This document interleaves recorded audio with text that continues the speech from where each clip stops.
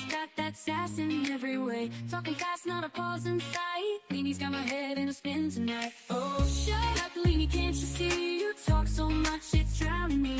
With your white hair and sassy flair, just give me a breath, let me share. Podcast queen with a wicked smile, running jokes mile after mile. Try to speak, but in she slides. Leanie makes it a wild ride.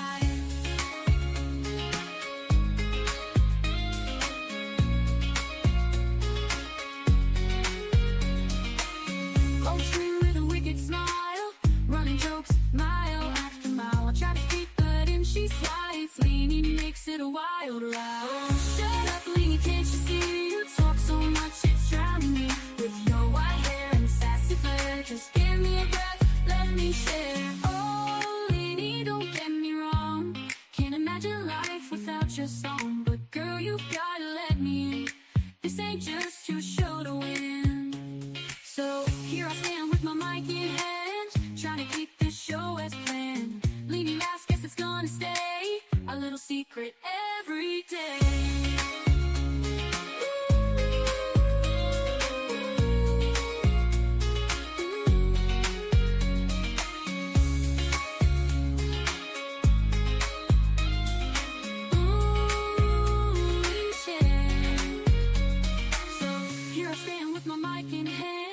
Trying to keep this show as planned. Leanie laughs, guess it's gonna stay a little secret every day.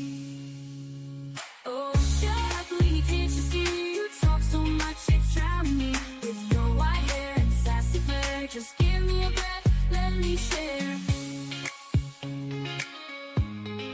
Let me share. Oh, Leanie, don't get me wrong, can't imagine life without your song. But girl, you've gotta let me. This ain't just your show to win.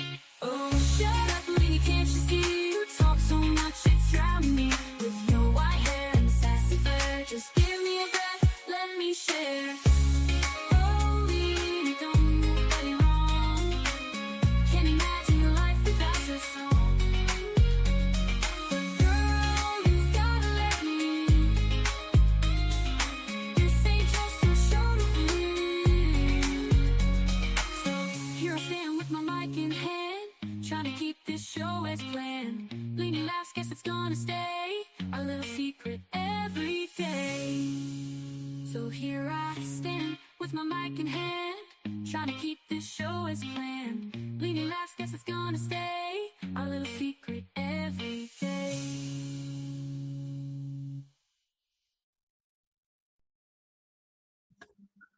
Hello, hello, hello. Hi, everybody. Thank y'all so much for being here. I appreciate it so much. Give me just a second here. Give me a second.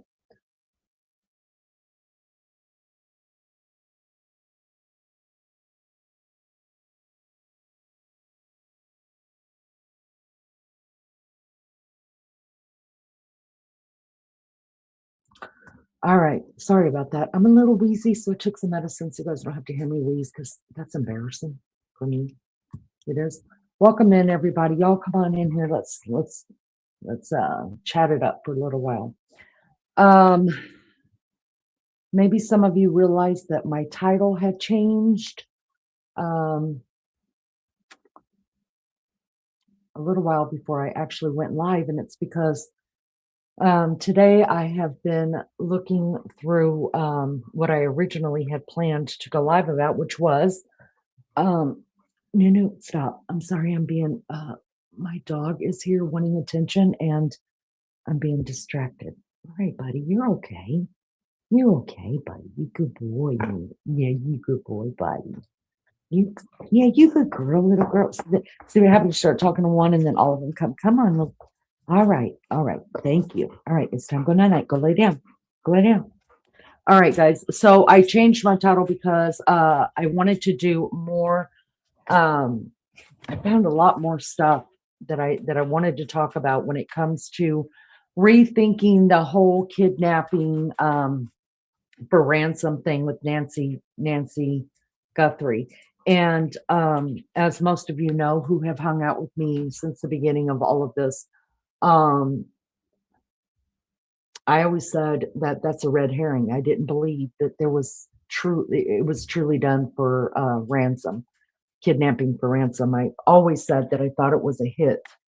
So today, when I decided what I wanted to go live and talk about, that was it. And because it's been on my heart, I tried to do it the other night, but then we had, some bad news from Maggie. Shout out to our co-host Maggie, while she is grieving the loss of her baby Jessie, her her little Shih Tzu. Um, we send her lots of prayers and lots of love, and take all the time that you need, Maggie, before you come back. Anyways, so I had planned on doing that the other night, and then that happened, and so I just wanted to close it down. I just wanted to be respectful what was going on in her life. And so then I was like, all right, let me redo this. And I've been thinking on it a couple days. Well, then when I was researching that, the whole camera thing came to mind. You guys know I hang out with the GOAT. I hang out with the GOAT of true crime. And to me, that is Nancy Grace. And I'm aware that a lot of people may not like Nancy Grace. No, you're okay, buddy. Let me give them a treat. Maybe calm down. So I was hanging out with the GOAT, and I saw, after I was doing some more research on the Nest camera and stuff, I went over to the GOAT's station and go pull up something maybe she had on it, that maybe we had seen before. Y'all, they get so mad at me because these dogs, so their everyday treats are these dog bones, right? And they get so shitty because they're spoiled. So the first thing one is peanut butter. Oh, you're not giving us peanut butter. No, we don't want those. So every one of them are turning their heads up and looking the other way like, no, we don't want those. But this is all I'm giving you, and you're either going to have to take it or leave it. Sorry, guys. Oh, anyways, and then I realized the GOAT had done her recent dropped video was on the surveillance, and I was like, so then it just felt like angels singing, y'all. It was like, oh, I can't hit that high note like Maggie can, but I'm telling you, angels are singing, and I was like, all right, I'm on the right track. That gives me more time to try to work the scenario out in my head that this very well could be an abduction for ransom. I've been throwing that out of my mind. I was like, doesn't make sense, doesn't make sense, doesn't make sense. Well, now I'm trying to make it make sense, and it's making more sense to me every day. Let's go ahead and take roll call. How's everybody doing? Good to see everybody here. Thank you. Hey, Jake. Good to see you, Love Bug. I'm a kid, bro language. Well, if you're a kid, you have to exit stage right, honey. We're a channel that's over 18, preferably over 30, because you won't understand a fucking word I have to say, honey. I promise you that. Who cares about Jessie? Okay, that is a rapper. Rapper can leave stage right as well. In fact, as far as I'm concerned, any mods in here, I think we've already talked about it, but every time rapper comes in, I'm done. I give people so many chances. I think I can save the world. I think I've always got faith in humanity, right? And then people abuse that shit. And I'm done with it. I'm done. I probably will always be that. I've always been that. But the people that I have given grace to over and over and over again, and believe that all they need is just a little bit of love and someone to care about them, and that's going to help. It doesn't help, because these people that are trolls and little assholes like Rapper, they like this stuff. They don't want to hang out with decent people. There's another creator out there that I realized early this morning. He was the last person in a group I got caught up with when I first started my channel. He was the last person that I don't have blocked from my channel. And it was because I just felt like there was something so endearing about him. And so I gave him chance after chance after chance to be a decent human being. And today I had to realize there are people out there that don't want anything to do with decent people. They don't. They only want to hang out with the decent human beings when they're fighting with the cesspool that they surround themselves in. So when the cesspool gets pissed off and they're all fighting, then all of a sudden they want to be your friend and they love you and they're grateful for your channel and all the other bullshit that comes with it. And then they make up with the cesspool and then you're the fucking idiot again. Well, I'm done being the fucking idiot with this group, anyways. I will be a fucking idiot for somebody else in the future because it's who I am. But for now, these are the last two people that I was trying to give them a little grace, just love them a little bit more. Just they're misunderstood and they really do want to be good people. They're just hanging out. No, no, no. These are grown ass people, grown ass people. And I'm done with it. I'm done. I'm done. So talk all the shit you want to about me in your private little groups and on your private little channels that aren't going anywhere because that's all you people do. Go do that. You're just not coming here anymore. And I'm not affected. I'm unaffected. So know that. Okay. Sorry, I went off on a tangent there, but sometimes you just got to clean house, y'all. Sometimes you just got to have a come to Jesus meeting. Sometimes you got to have a family discussion. And for me, this is my family discussion. I will love you all day long if you're trying. I would be your friend all day long until it's enough. It's just enough. You don't want to change. You don't want to be around decent people. You actually like the shit you've involved yourself with. So those people are now gone. They will have some content now. Give them a hand. They're gonna have some content now because I guarantee you someone's in the bushes that's listening. More power to you. I appreciate the view. That's all I got to say about that. All right. Hi, Millie Joe. Good to see you in the car driving home. Be safe. Hi, Sunshine. Good to see you, Love Bug. Darlene, good to see you. Thank you for coming in. Elizabeth Brown, good to see you, Love Bug. Thank you. Hope you have a wonderful Easter and praying for Maggie. Thank you. You too. I live for tangents. I shut my mouth. I'm learning. I'm getting older and I'm learning, but there are times you just I'm human too. And the Miss Emily comes out of me and that's my mama. And, I can read you your rights like nobody's business. And, that's the Emily in me. That's the Miss Emily. And, I've tried to contain her. And I always will. I will always try because I know how bad I can be. But I choose not to be. There's the difference. Cooey Lulu, good to see you. Alex, all the way over there from Ireland. Listen, I watched a video on Ireland today. Oh my God.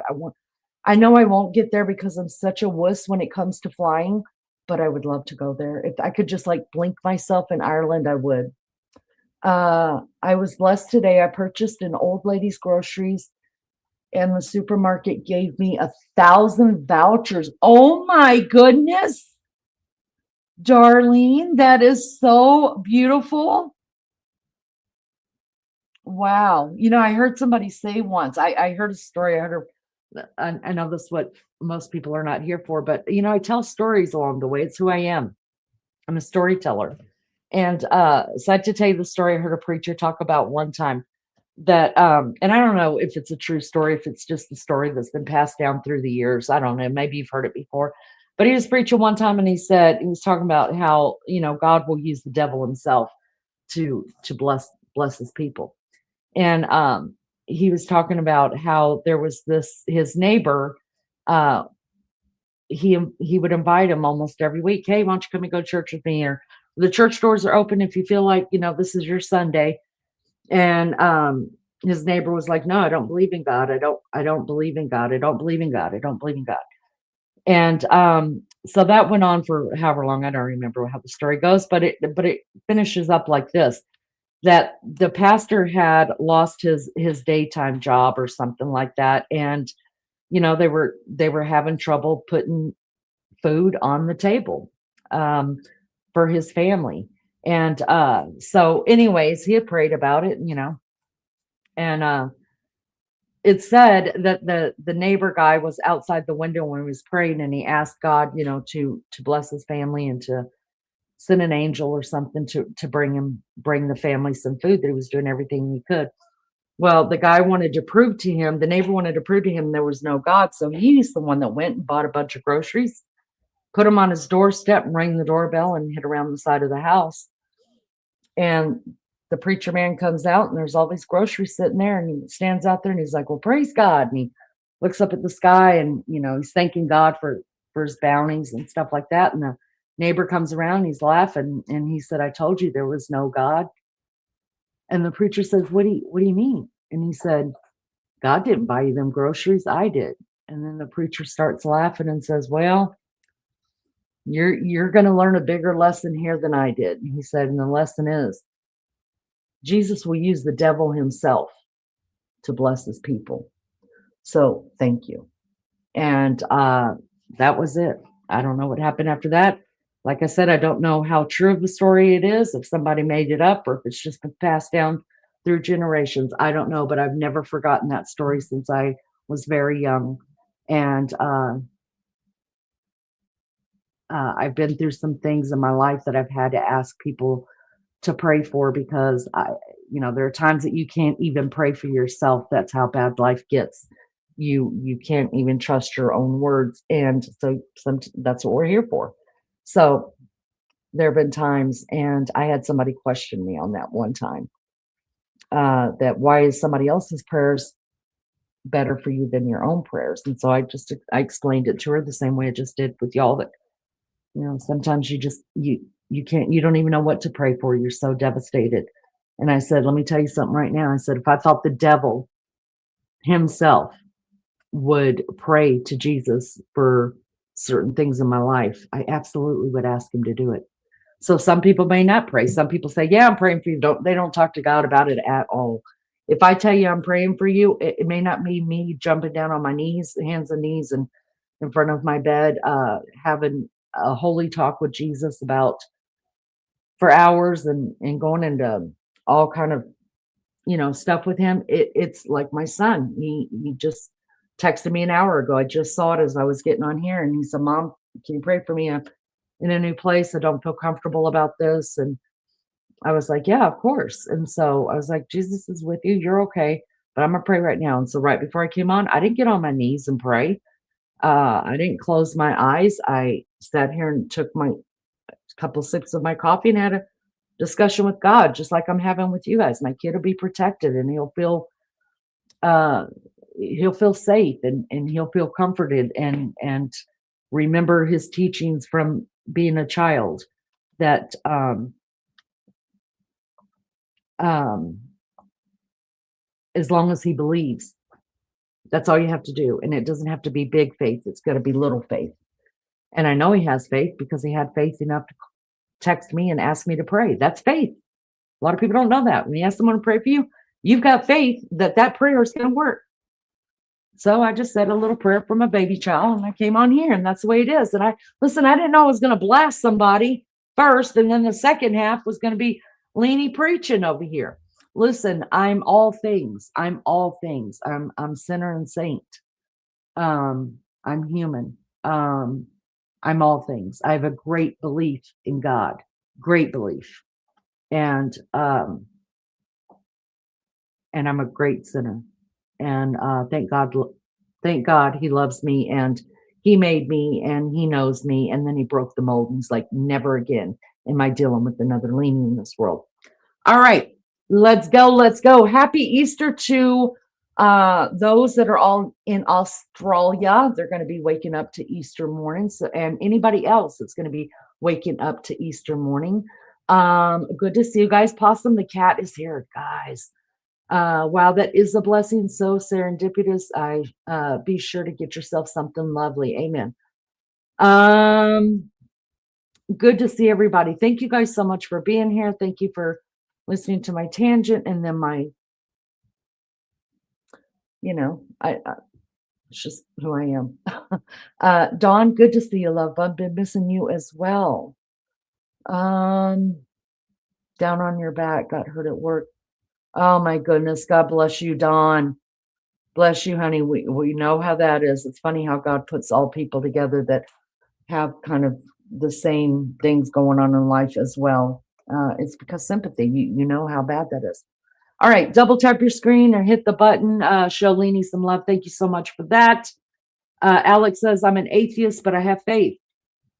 That's all you need, faith, not big faith. Jesus said, grain of a mustard seed, that the size of a mustard seed, which is the smallest seed they say in the world. Let's go on. Let's get going. Let's get going on this Easter weekend, this holy week. It's been a holy week. And I have felt it. I have felt it, and I'm grateful. I'm grateful to see another holy week. All right, so this one, you guys, is about the Google Nest camera. Now, I got to take my medicine. Hold on, y'all. I'm so embarrassed.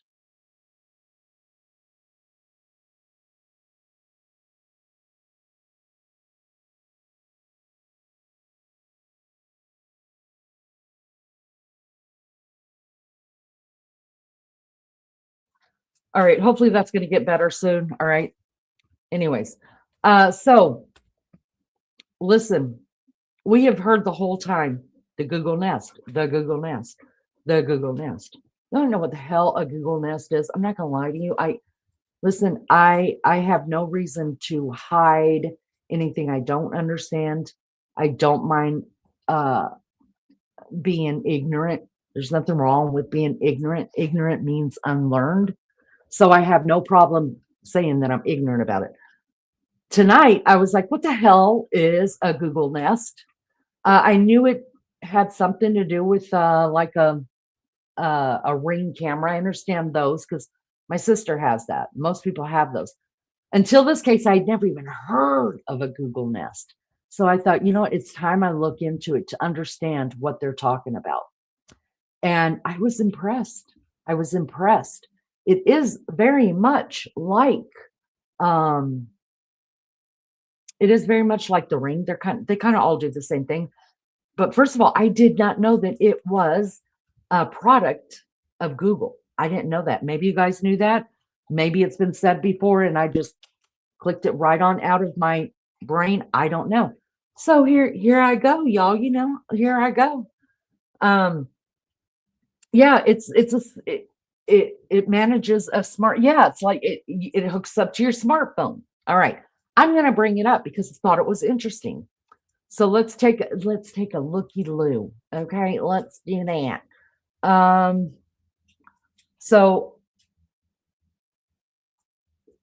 And this will explain why I went down this little sideways when I was looking into. Hold on, don't get ahead of me, girlfriend. Why I went down this side road really quick and thought I need to know exactly what a Google Nest is. That's what I need to do. So this is going to show two different videos. One is going to tell you how it's put together. They're both really quick videos. They're just giving a review on it. I thought it was interesting what it said about it. Let's watch it together for those that don't know what it is, or you know what it is, but you don't know how it works.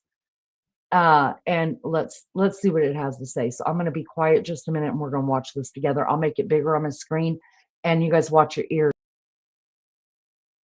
Whoops. I cannot control your volume. So let me make this bigger, as big as you can. Hold on. I'm now a huge fan of the Google Nest doorbell. I have the battery version of it, which means that I do have to take it off and charge it. So it's a really simple design. You've just got your camera right up here. And then this is obviously where the doorbell gets pushed. It comes with this as the key, and I'll demonstrate that here in a minute. You have to actually use this every time that you take it off of the front door. So very, very important not to lose that. It also comes with this additional piece of hardware, so you can install it at an angle if you'd like to. So this would just go on the back side of it like that. So as you can see, like if that was the wall, then it would just come at an angle instead of directly on. So I'll show you what it's like to put it on now. So here we've got this mounted on the outside of my door, so I don't need the other piece of hardware. We've got on the back side, this hole goes into the bottom part, and this is actually the charging port right here. So when you're putting it on, you just have to line that up in the middle of the hole, and then it slides down on the top. And then once it screws in place, this actually lights up right there, and that's how you know that it's properly installed and the green light's on, so it's recording me. When you want to take it off, you just use the key, and there's a little slot right here. So you actually push down on that, and then it enables it to just come up and right off. The one down. I stopped it right there for a reason. I wanted you to look, and I'm going to back it up just a little bit again so you could see what that key is like. So the key is metal. It's really thin. It's just probably just a piece of crap, you know, and made out of the same thing. Washers are made out of hard aluminum or something like that. And washers for bolts and screws, I mean. So I actually saw, and I don't know when it was, but after I saw this, and I remember somebody saying you needed some kind of key or device that actually snaps that thing off. It just slides up and down. But I recently saw some dumbass say this, honest to God. And I don't even know where I saw it. I don't know where I saw it. Instagram somewhere. And they said, do you guys remember when the guy went and picked up, this is before I knew how that worked. Remember when the guy went over and he picked up all of those branches, I mean, all of that foliage off, and then they showed him where he's kind of bending it a little bit. This is before I understood the key thing. They said, well, you need like a device to push down into a nest in order to release it, slide it up. So I think what he was really doing was not worried about hiding the camera. He was taking those little stems and bending them together so he could stick it down in there. Y'all, having seen this, now looking back and thinking on what they told me, and I was like, that don't make a lick of sense. Like, what's going on there? But now I'm just like, you got to be a fucking idiot. If all it took was just stems, you know, how flimsy those are. I mean, I'm not even talking about a stick. Maybe a stick would have worked. I don't know. But I thought if all it took was stems, I'm sure he could have just grabbed that bitch and kept going with it, right? So I'm gonna rewind that just a little bit so you could watch it again. So it's amazing the shit that y'all see out there if you're just looking, and these people actually believe what's coming out of their mouths. Like, oh yeah, he picked up the foliage so he could bend it, use the stems to stick down in the hole, and it would release. Okay, all righty then. You go on believing stupid shit like that. Let me just play this again. I'll shut the hell up. It could just come up and right off. The one downfall to obviously having a battery is that you have to charge it. So son of a biscuit eater, y'all. Hang on. I just want to get back to the key part. When you want to take it off, you just use the key, and there's a little slot right here. So you actually push down on that, and then it enables it to just come up and right off. The one downfall to obviously having a battery is that you have to charge it. So the port is right there. It's the same USB-C input right there. So a lot of devices I have already charged with that same cord. But you do have to dismount it off of the door and, you know, time it to spin the right number of hours that it's needed. I think it's like between 4 and 6 hours to charge. And it is like right in the center of it. So there would be no way to charge it while it was mounted, unfortunately. But it's really not too bad. I, you know, will usually just do it kind of like during the middle of the day when I know that I'm not getting a visitor or a package or anything like that. Did y'all hear it? So it takes 4 to 6 hours to charge that battery. Of course, I wanted to know how often you had to charge it. So that's why we're going to watch the next video really quick. But she said, I usually take it off and charge it, you know, in the middle of the day when I know I'm not going to get visitors or packages. Well, I don't think the whole reason for having any kind of security system is not for the packages or the visitors that you're expecting. It's for the people you don't expect.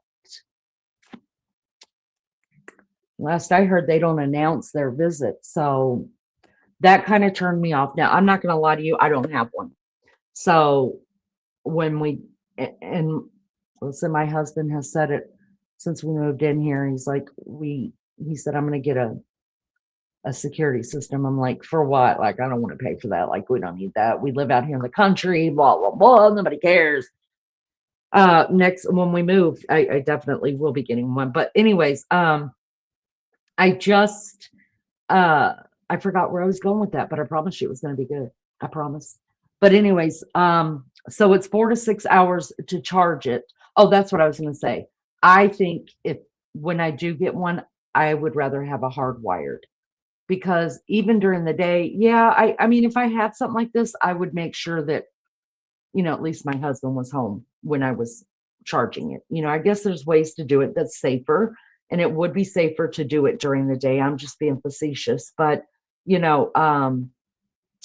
burglaries and crime, murders, things such as that don't only happen at nighttime. So there's that one. Considering get one, you will have to take it off and to charge it at some point. In the next video, she's almost finished. The next video, which is just as fast, will tell us how long, because she didn't tell us how long that battery is good for.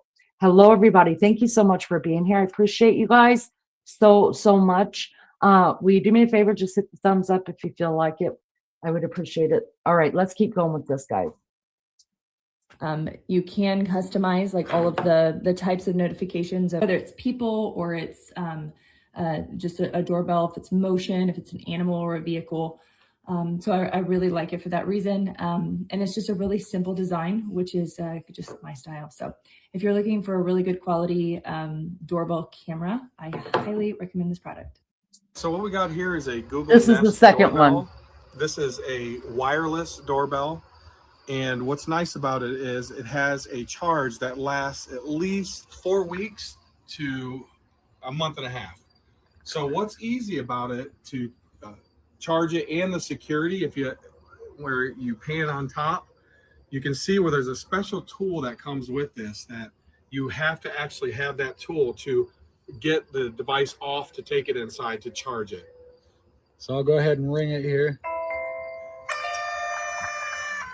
And then when I ring it, it rings the phone, and then it also rings to any other Nest devices that you have. So we could show you on the app here. This is the app here, and then you can open up the camera, and it's going to give us feedback.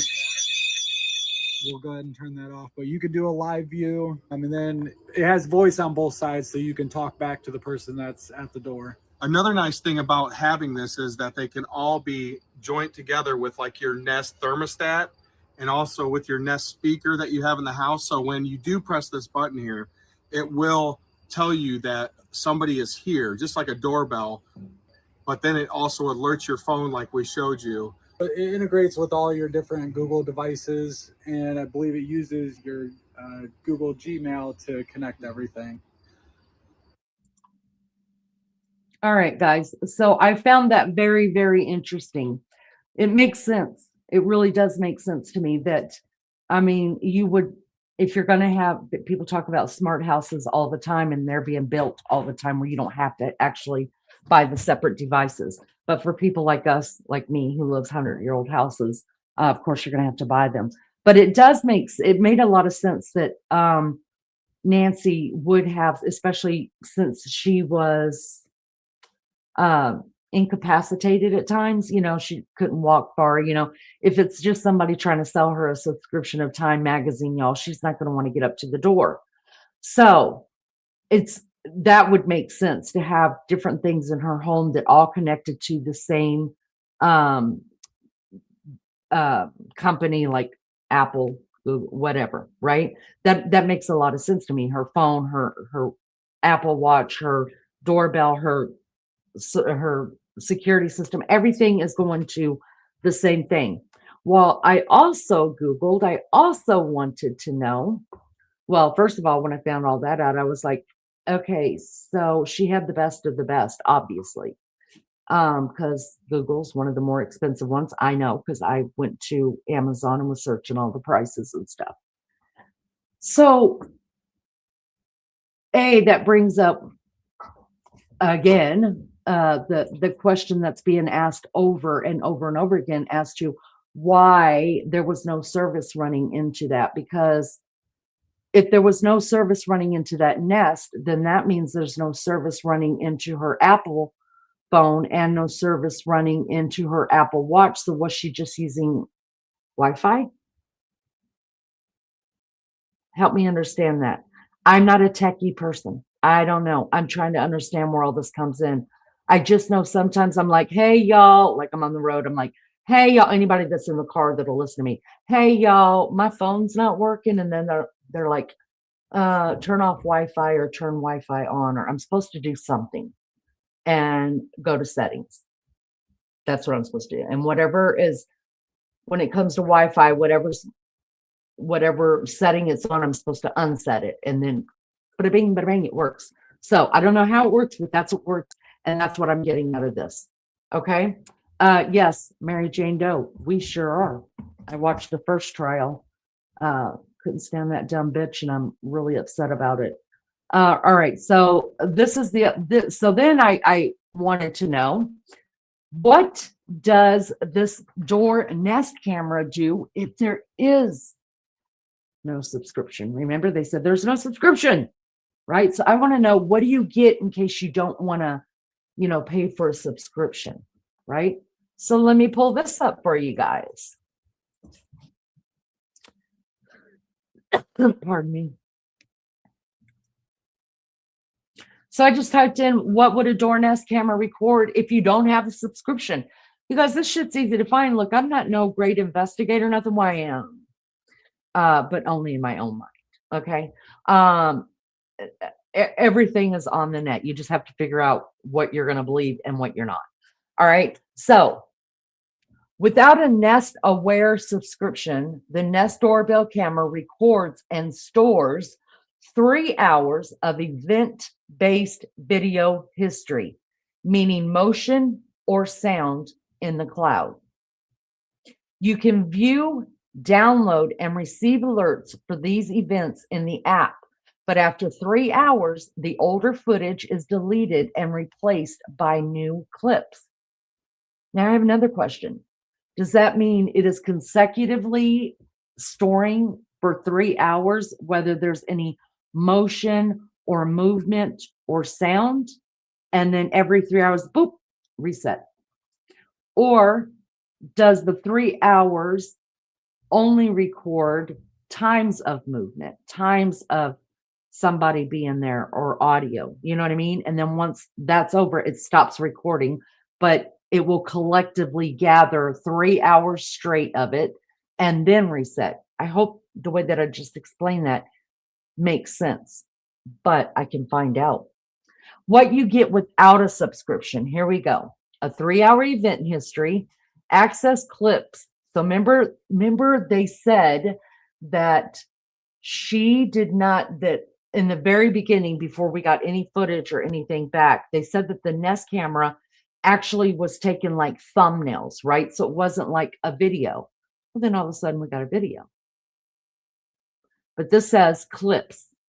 So a 3-hour event history, access to clips of activity, people, packages, motion from the last 3 hours.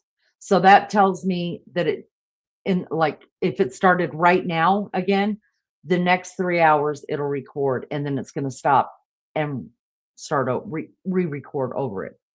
Live view, real-time monitoring of your doorbell camera through Google Home app. So if you have the Google Home app on your phone, you could still do it. Notifications, instant alerts for motion, sound, or when the doorbell is pressed. Now, this is what you get without a subscription, you guys. This is what we're getting without a subscription. Talk and listen, two-way audio communication with visitors. I think we just found out why there may not have been a subscription when you get all this shit for free. Activity zones, ability to define specific areas for the camera to monitor. Local backup on select models.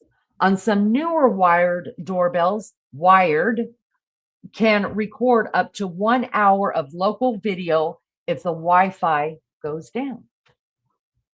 So now you have to ask yourself, let me jump back over here and chat and see what you guys think about that. Now you have to ask yourself, what would be the point of paying for a subscription? I mean, anything, I mean, I've got 3 whole hours, right? You've got 3 hours. Every 3 hours, there's a new 3 hours. So nothing happened the last 3 hours. Oh, good, it reset. We're going to be fine these next 3 hours. I still could talk to someone at the door. I don't have to get up. It's still going to record for the next 3 hours for me. So surely somebody will know if something's going wrong with the house. I mean, y'all, I mean, does this make, it doesn't make sense from a standpoint of these people had money. Who gives a shit what you're going to get for not subscribing? Why wouldn't you subscribe? But for people who don't have the money to pay for a subscription monthly, bada bing, bada bang. And it's a deterrent. They forgot to put that in. Usually people see door cam, they're like, oh shit, can't ding dong ditch that door, right? What you lose without a subscription, long-term storage. So you no longer would get 30 or 60-day event history. So we know she didn't have that.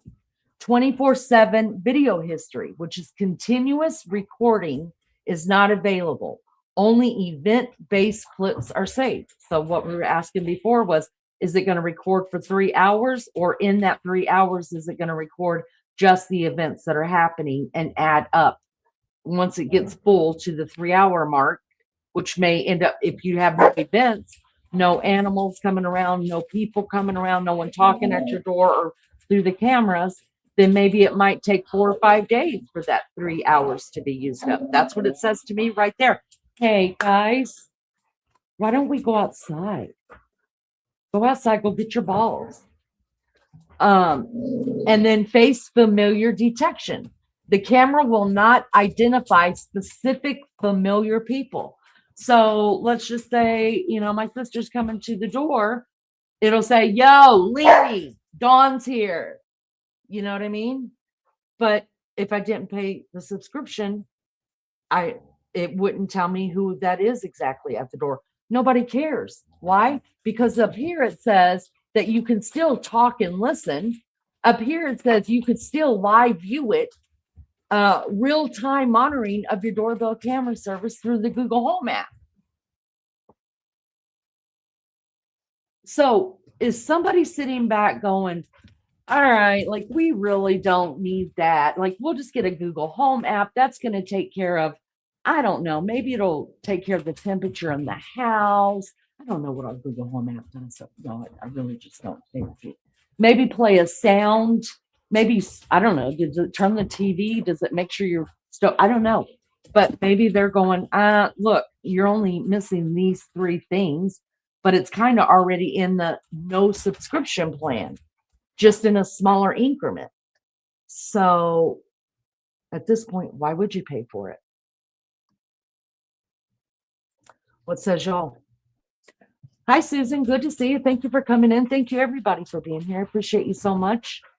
Tashi's making some coffee. I got me some coffee too.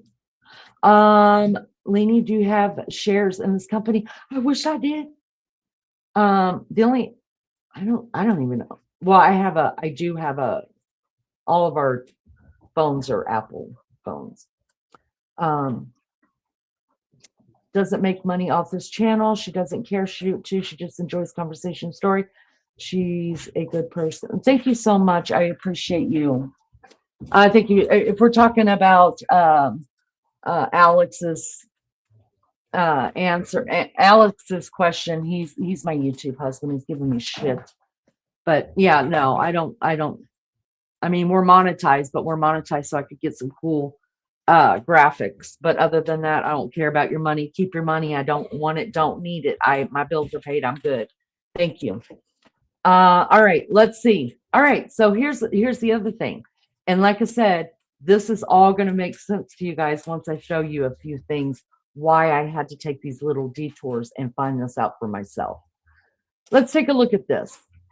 And I know I'm showing a lot of stuff and I'm talking a lot, and I'm sorry, but I'm trying to, I don't know, maybe somebody will get on the same page with me.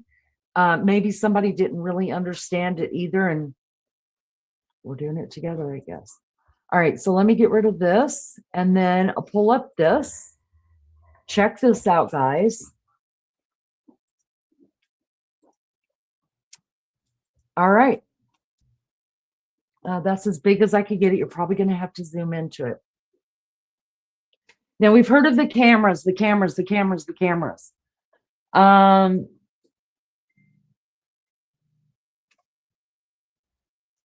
You guys, yes, I knew about the camera. We all knew about the cameras. But here's the problem. When they're talking about cameras, and yes, we've all talked about it. There's got to be a camera down the driveway, right? Seeing down the driveway, it's got a wide angle view, things like that. So it can see who's going in the garage, who's coming up the driveway, back down the driveway, who's turning into the half moon driveway in front of her house, all that, right? And then we were told there was another camera that's facing the backyard, wide angle, so it could see the back of the house. Maybe not under the porch, but it could see who's going in and out of the porch, see all the way to the pool area, things like that, which I know that to be true because in my old house, y'all, let me just tell you something. That old man that lived across the street from me, I had to finally let him have it, y'all, because he was sending me videos and pictures of my cat at nighttime that would visit his porch and lay on his chair. And I would send him a message back. I usually be at work by the time I got it from him. And I would send him back and I was like, oh, Gus loves you, and I make kind of a joke about it. I knew he didn't have animals. I knew he didn't like animals, but it's a cat. What do you want me to do? And the only time it went out was at nighttime. And I had a doggy door. That's how the cat got in and out, right? So I was just like, the cat's not chewing up your shit. I mean, he had cameras in all of his flower beds. I understand people, they take really good care of their flower beds, and that's their obsession, and that's their joy. I get it. And he was like that. And listen, it was beautiful for me to watch from across the street. I love the flowers. And I understand people like that spend a lot of time in their gardens. The last thing they want is my cat going in there and taking a dump. Get that too. But he has them all over his house, you guys. My cat wasn't going in there to do that. One day I was having a bad day and he happened to send me a picture of Gus on his porch. You could see Gus actually leave my home. I mean, you could see everything that's going on in the front of my home. There was no need for me to have a camera. The whole front of my home was lit up on his camera right across the street. He could see everything that was going on, which creeped me out when I really found that out. But anyways, I could see Gus come across the street from my house underneath the truck, came straight up to his door, jumped up on his little outdoor chair there, lay down and went to sleep. And y'all, I was just like, I'm done. Like, who has time for this? So I wasn't exactly understanding or as nice as I had always been. And I just told him, I was like, do you watch this shit every night happen? I mean, this is what you do with your days while I'm working, is watch your overnight camera for my house, what's going on at my house, and see if my cat comes over. And then you time it, how long he lays in your chair, all those hours. I was like, I will come clean up the cat hair. If you see any cat poop, even if it's not my cat, even if you haven't seen my cat for days, I'll come clean it. I was like, but you got to stop. Like this, I'm getting one of these from you at least twice a week. This is insane. Like, I got enough. I got enough going on in my life. I'm sorry about my cat. I will do my best. And I did. And then we ended up moving over here. I didn't talk to him again, ever. Anyways, so I don't know why I was telling you guys all that other than these cameras. So we've heard about the three different cameras, right? The two that were on the casita, the one facing out towards the street down the driveway, one facing towards The pool area, got it. We're all lit up in 3 different angles, right? And then you got the one on the door. Well, the problem with the one on the door is, the archway. So even though that Nest camera that he's got, the videos I saw, I mean, it almost gives, like, you wouldn't believe how far it goes out, how the wideness. So if the arch wasn't there, that portico wasn't there, if it was just a regular porch like mine, you could probably literally see her whole yard. Little Laramie, go lay down. You could see her whole yard, right? But the portico is what closed in that camera. Well, because we got real-time footage of this dude, that's up there. He's the perpetrator. Like, this is it. Like, this is him. We're gonna solve this now. Like, somebody knows who this, right? That's all my focus went to, was working that one out. Which way is he coming from? What is he doing? When is the video spliced? I've got all of my scientific shit going on in my head to figure it out, right? I forgot about the 2 cameras until I started going back over footage earlier when I decided to go down this instead of doing the live that I wanted to do, because I've got more research to do on it. So I started going back over footage, you guys, and I was like, I know about the cameras, but I haven't considered the cameras, right?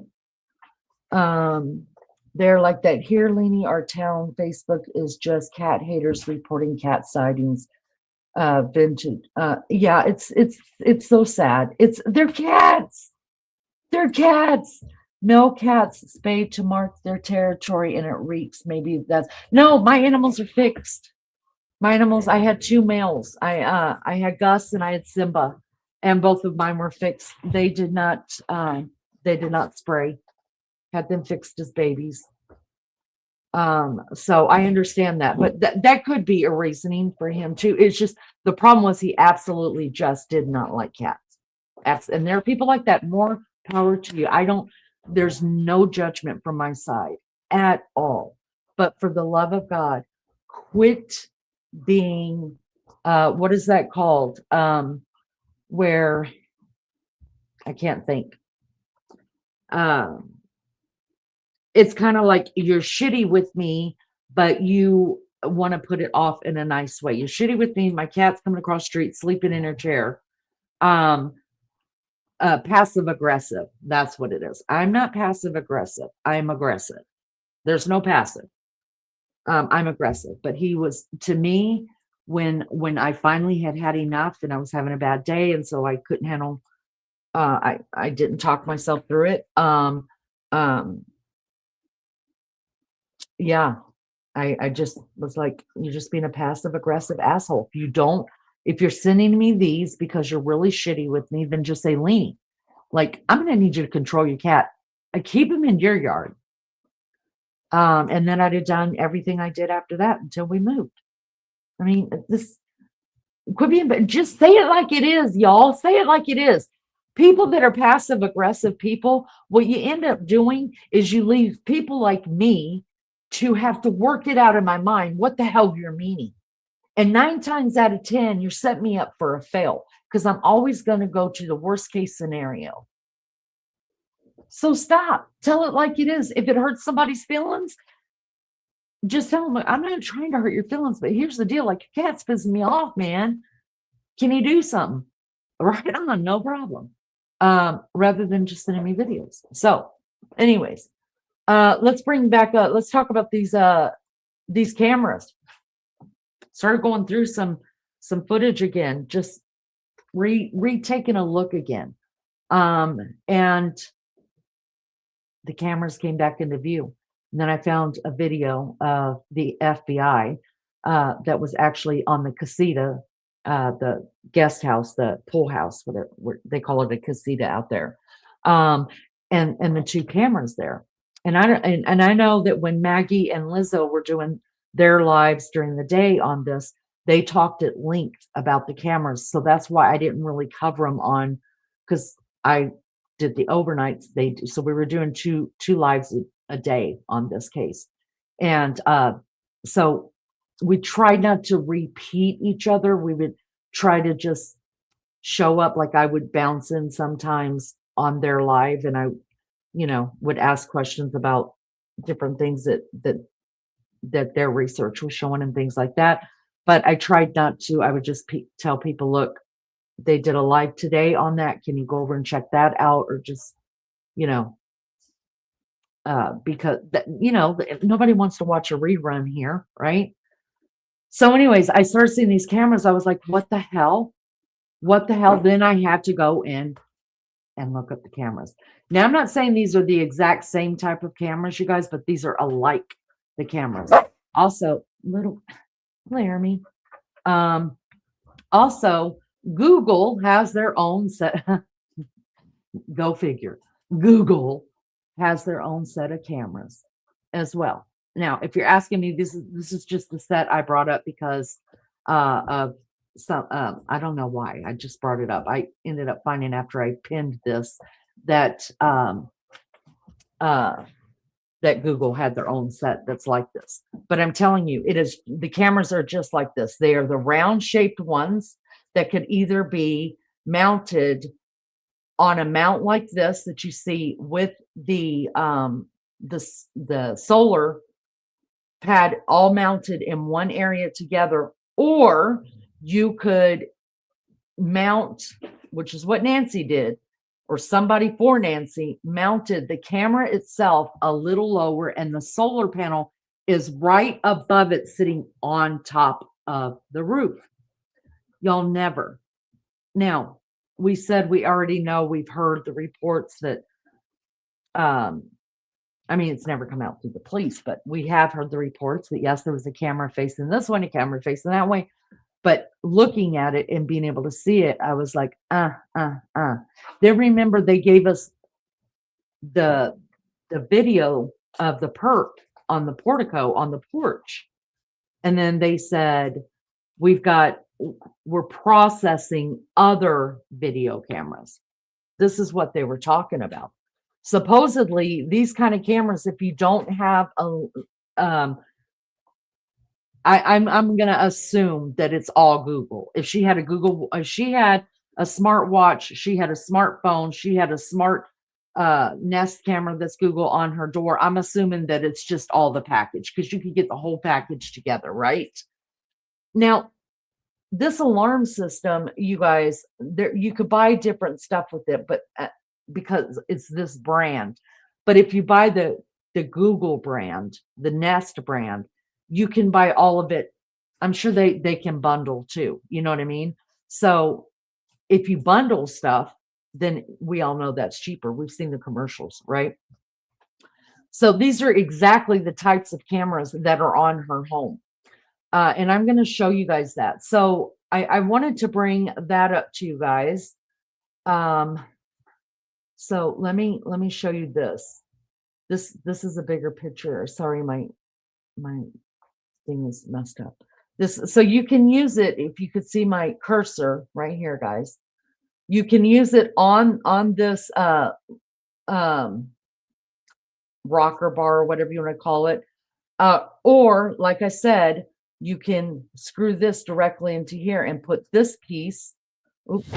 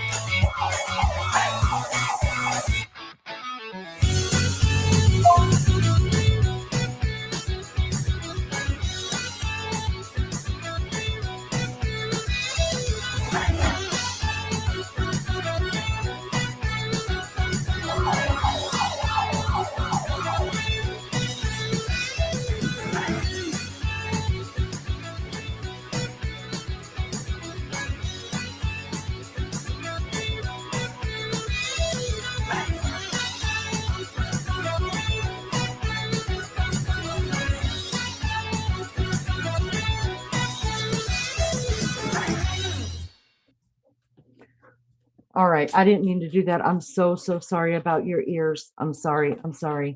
But anyways, I found that very Very interesting. Now it opens up a whole new thing to me on how this looked. Let me just jump in chat and see. Jason says, hello, Big Brother's watching. Pretty cool, Washington, D.C.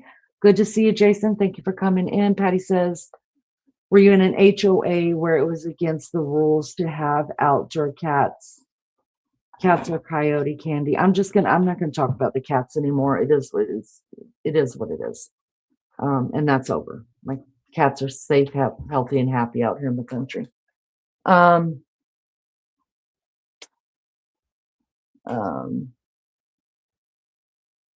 Yeah. All right. So,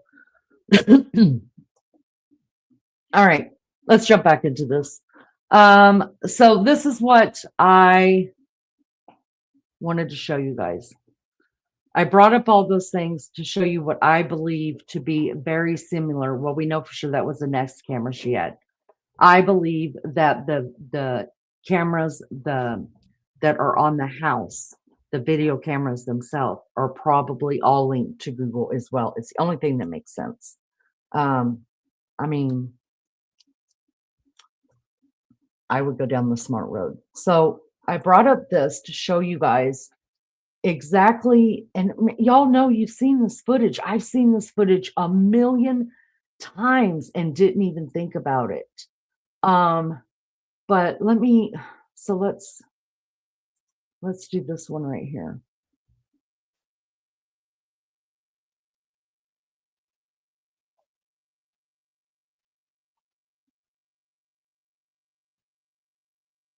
I want to stop it right here because I wanted to show you. Can you guys see my cursor? I just kind of have it circling around. I think you can. All right. The camera, you guys, is right here. This round, it looks like a little pipe sticking out of this corner. This is the camera. This piece, this black piece that you see sitting up right there, that is the solar panel. So we know for sure, now I know where the camera comes out, and I watched video on it. It would show all of this all the way out to here and all the way down. And you can control the camera how far you want to see. I know a lot of people told me with their Ring door cameras, they shorten it or they take out the part where you could see all the cars passing because it's annoying, because they get a alert every time a car passes, or they'll take out animals because they get an alert every time my cat comes to visit them on their porch. Stuff like that, right? So anyways, that is where that camera is. Now, y'all, this is the FBI that was out here a week. Now I'm not blaming the FBI. Hear me. I'm not blaming the FBI for none of this. The FBI was not over this case. They've never been leading the case. Sheriff, I don't know, Nanos is leading this case. The FBI cannot come into the case without being asked. And I'm going to show you some stuff on that too, because I'm real tired of hearing people say, Nanos is a good guy. And people need to quit being mean to him, quit saying stuff. Listen, I think we all know about right now. So all you people out there that was dogging me for talking shit about the sheriff, if you don't know now, you'll never know. But anyways, so here's the camera, and it came out. Now, I mean, she's an older lady living in a house by herself. I could see her maybe changing the camera range where it's not all the way going to the street, so she's not being alerted every time a damn car goes by. I don't know what the links are, or if it's just certain settings, or if you could just pop in, hey, do it 24 feet from this camera. I don't know how the settings work. I didn't get that deep into it. But let's go ahead and watch this again. This, mind you, this is what I wanted to tell you guys. This is a week since the disappearance. This is how incompetent the police were. They didn't even take the camera. None of the cameras. They took none of them. They just left them up there. I saw a guy saying, And we're gonna watch it. No, maybe we won't watch that one. Maybe we will. I can't remember which one I pulled up.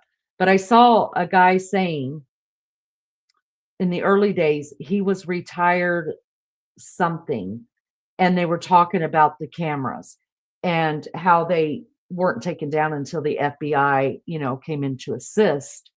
And they were like, "Hey, we need to take we need the cameras," And he said the very first thing you would do is, during your walkthrough is, sure, you're walking through, but you're also looking up and down and under. He said, so when you're looking in crawl holes too, he said, there's a whole roof. He said, you don't know how many times I've gone to a scene and the weapon is on top of a roof because someone threw it on the roof and just didn't think we were going to look. And he said, and they didn't. So it happens more than what you think. A week later, the camera's still sitting outside her house. Let's keep going.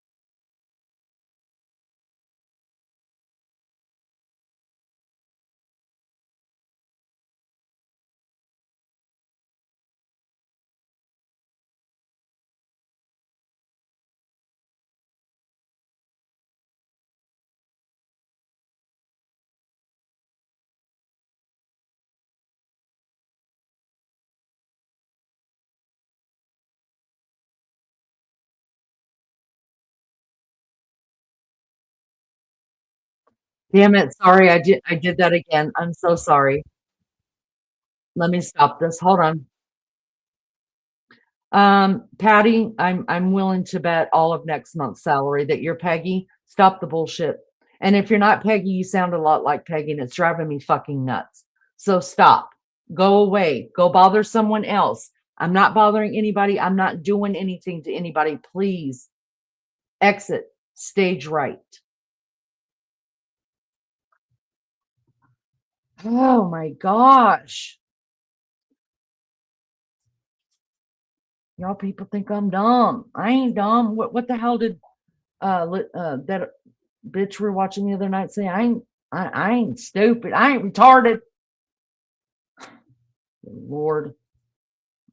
All right, you guys, my source is WTVR-CBS6. Okay, let me hit the thumbs up. And I've already, I thought I was subscribed to them. Yes, I am now. All right, let me make sure you guys can hear this. You can see this. Watch your ears, you guys. I'm going to have to show you where, stop it and show you where the, where I believe the camera is. I don't know if you guys even heard me. I don't think you did. Damn it. All right, this is it. All right, now, son of a biscuit eater, y'all. Is that what we're on? Y'all got me. Peggy done got me all kind of fucked up in here, which is probably what she would. You won. You won. All right, guys. So you're gonna have to zoom in. That's as big as I can make it. That's as big as it's gonna let me make it. All right. The two people you see on the top of the casita. This is the guest house, the pool house, the whatever you want to call it. Okay, that's what this roof is. If you look, I hope you guys can see my cursor on the green grass right here. This right here, this little square circle that I'm putting up right here, that is a solar panel. Down here, this little bump out that you see right there that almost kind of looks like a pipe, or maybe that one's not it. No, that is a pipe. Right behind this, it looks like a bump out like that. I'm going to show you closer up what it looks like. That would be the camera itself. All right. So FBI agent. Let's take a look at this. It's going to show the front of the casita where the sliders are going into it. And then I'm going to show you where the cameras are on We're that back one. at Nancy Guthrie's home late Friday to remove. All right, let me stop it right here. Can you guys hear me? Can you guys see me? Is everything good? Are we good? Can you guys hear me? Can you see me?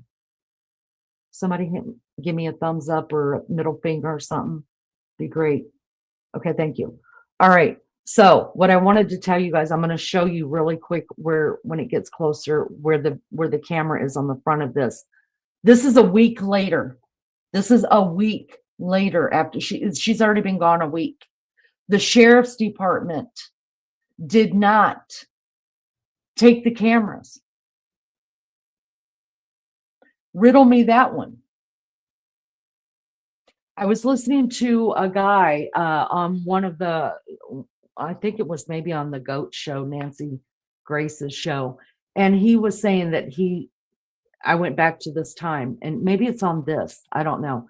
But he's talking about, he's a retired agent, but he was called in to help with this. And he was at the Pima County Sheriff's Department. And he said he was floored because he said, whenever you investigate a crime scene, you're not just looking at, straight out in front of you. You're looking underneath, inside, over, on top of things. He said, I can't tell you how many times I have been to a crime scene and the weapon was thrown up on the roof because people don't think that we look on the roof. He said, obviously they didn't, because the cameras are still there.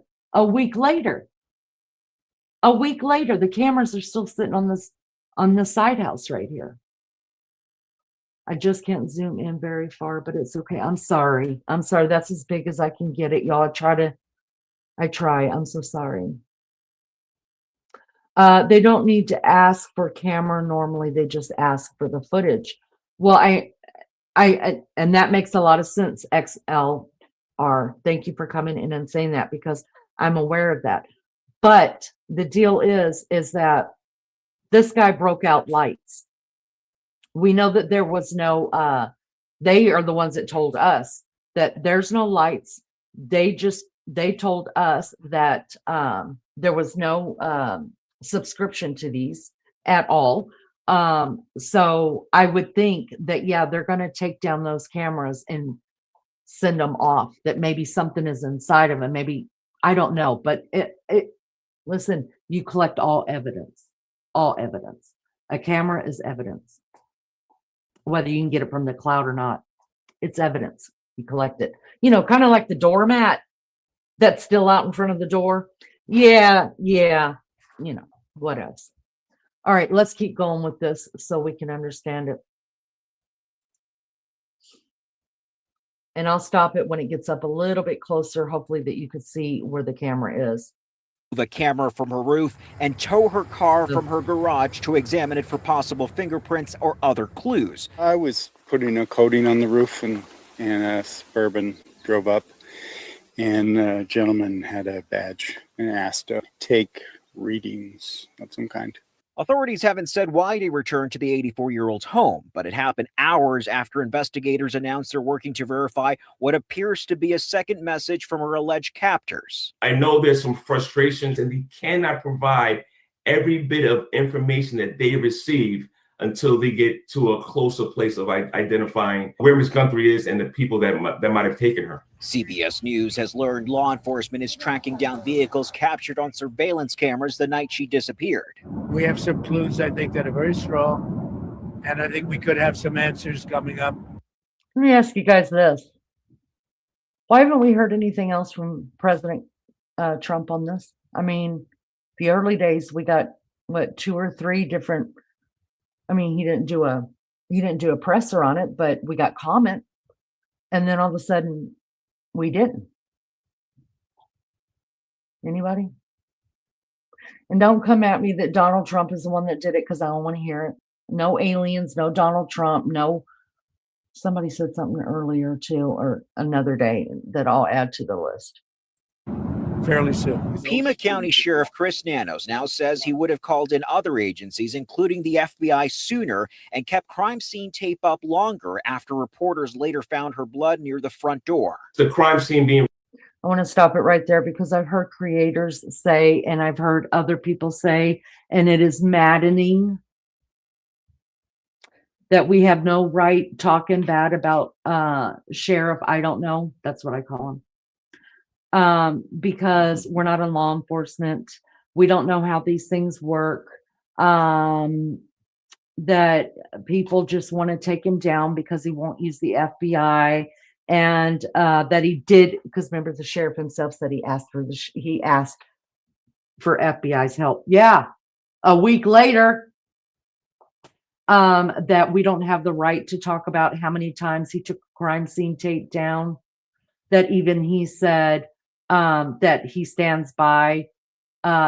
Remember, this has been just recently, last week or the week before, he gave an interview and said, I stand by all my guys that are working this case.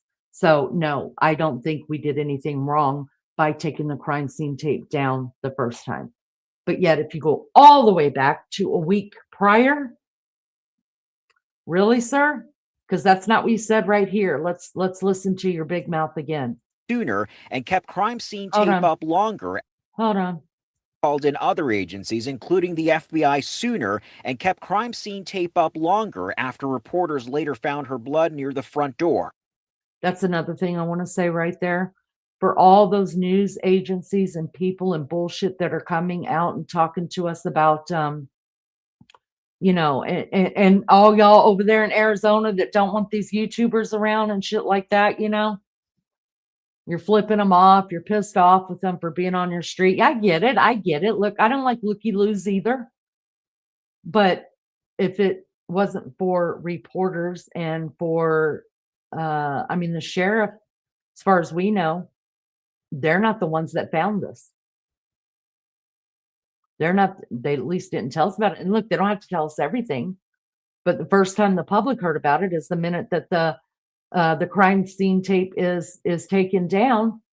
And the first I heard about it is when Brian Enton did it, but the news is saying that one of their reporters is the one that reported on it first. I don't care who reported on it first. What I care about is,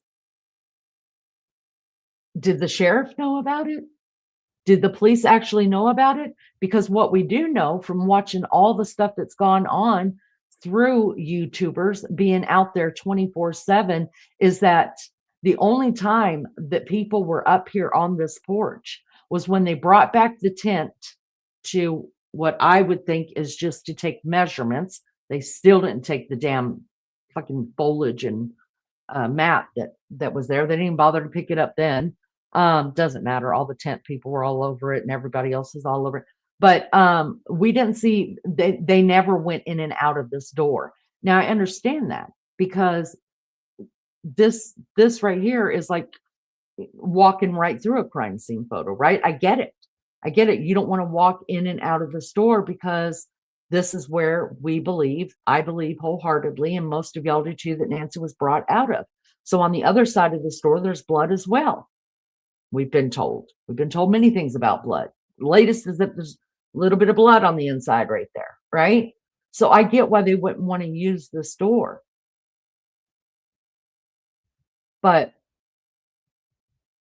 for all those that are hating on the YouTubers for staying out there and keeping it alive, listen, I'm not talking about the asshole ones that are walking up to people's houses and trying to get interviews and just and that. And the truth is, you're not a reporter. I'm not a reporter. I don't have the right to walk up to your property. I don't. And I wouldn't, but I'd be waving at you from the window or something. But anyways, I want to know if the police, I want to know. And I cannot fucking wait to find out if the police even knew about this blood before it was found by a reporter or Brian Enton, which Brian Enton is a real reporter. He's not just a YouTuber. His background, he's a news journalist. The crime scene being released early is concerning. I want to believe that now that they're taking a close look at all the evidence, all the information, anything that comes into their possession, they're taking a closer look at, knowing that this case is going on longer than they probably anticipated. Andres Gutierrez, CBS News. All right, let me stop it right there. I'm going to try to back up just a little bit. You won't be able to see it real close in this video, but I'll show you where the ring camera is. I mean, where the camera is above the casita in the very front that's facing down the driveway. Just back up, back up, back up. Come on. It's before him.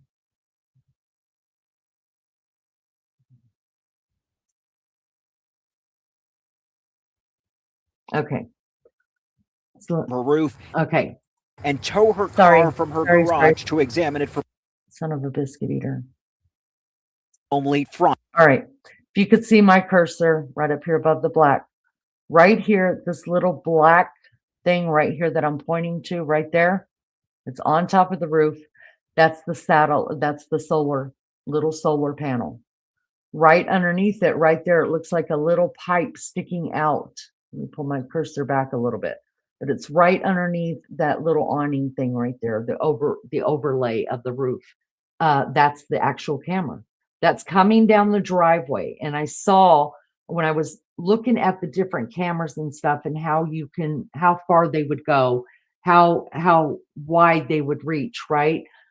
Most of them will come probably if it's right here, you guys, the cameras will come like out into, they kind of go in like a line like this away from them like this, but you can also adjust it.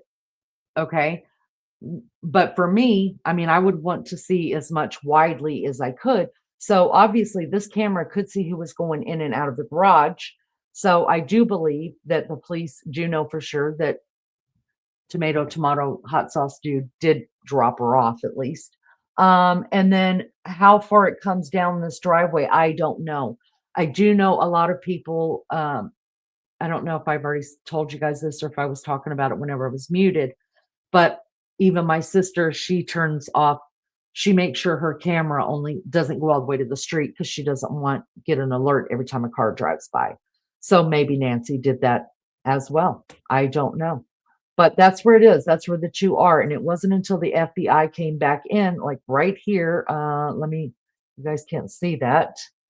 Let me bring that back up. Hi, everybody. Thank you so much. Is this Detective Liney laying down the rules? People piss me off. I can't help it.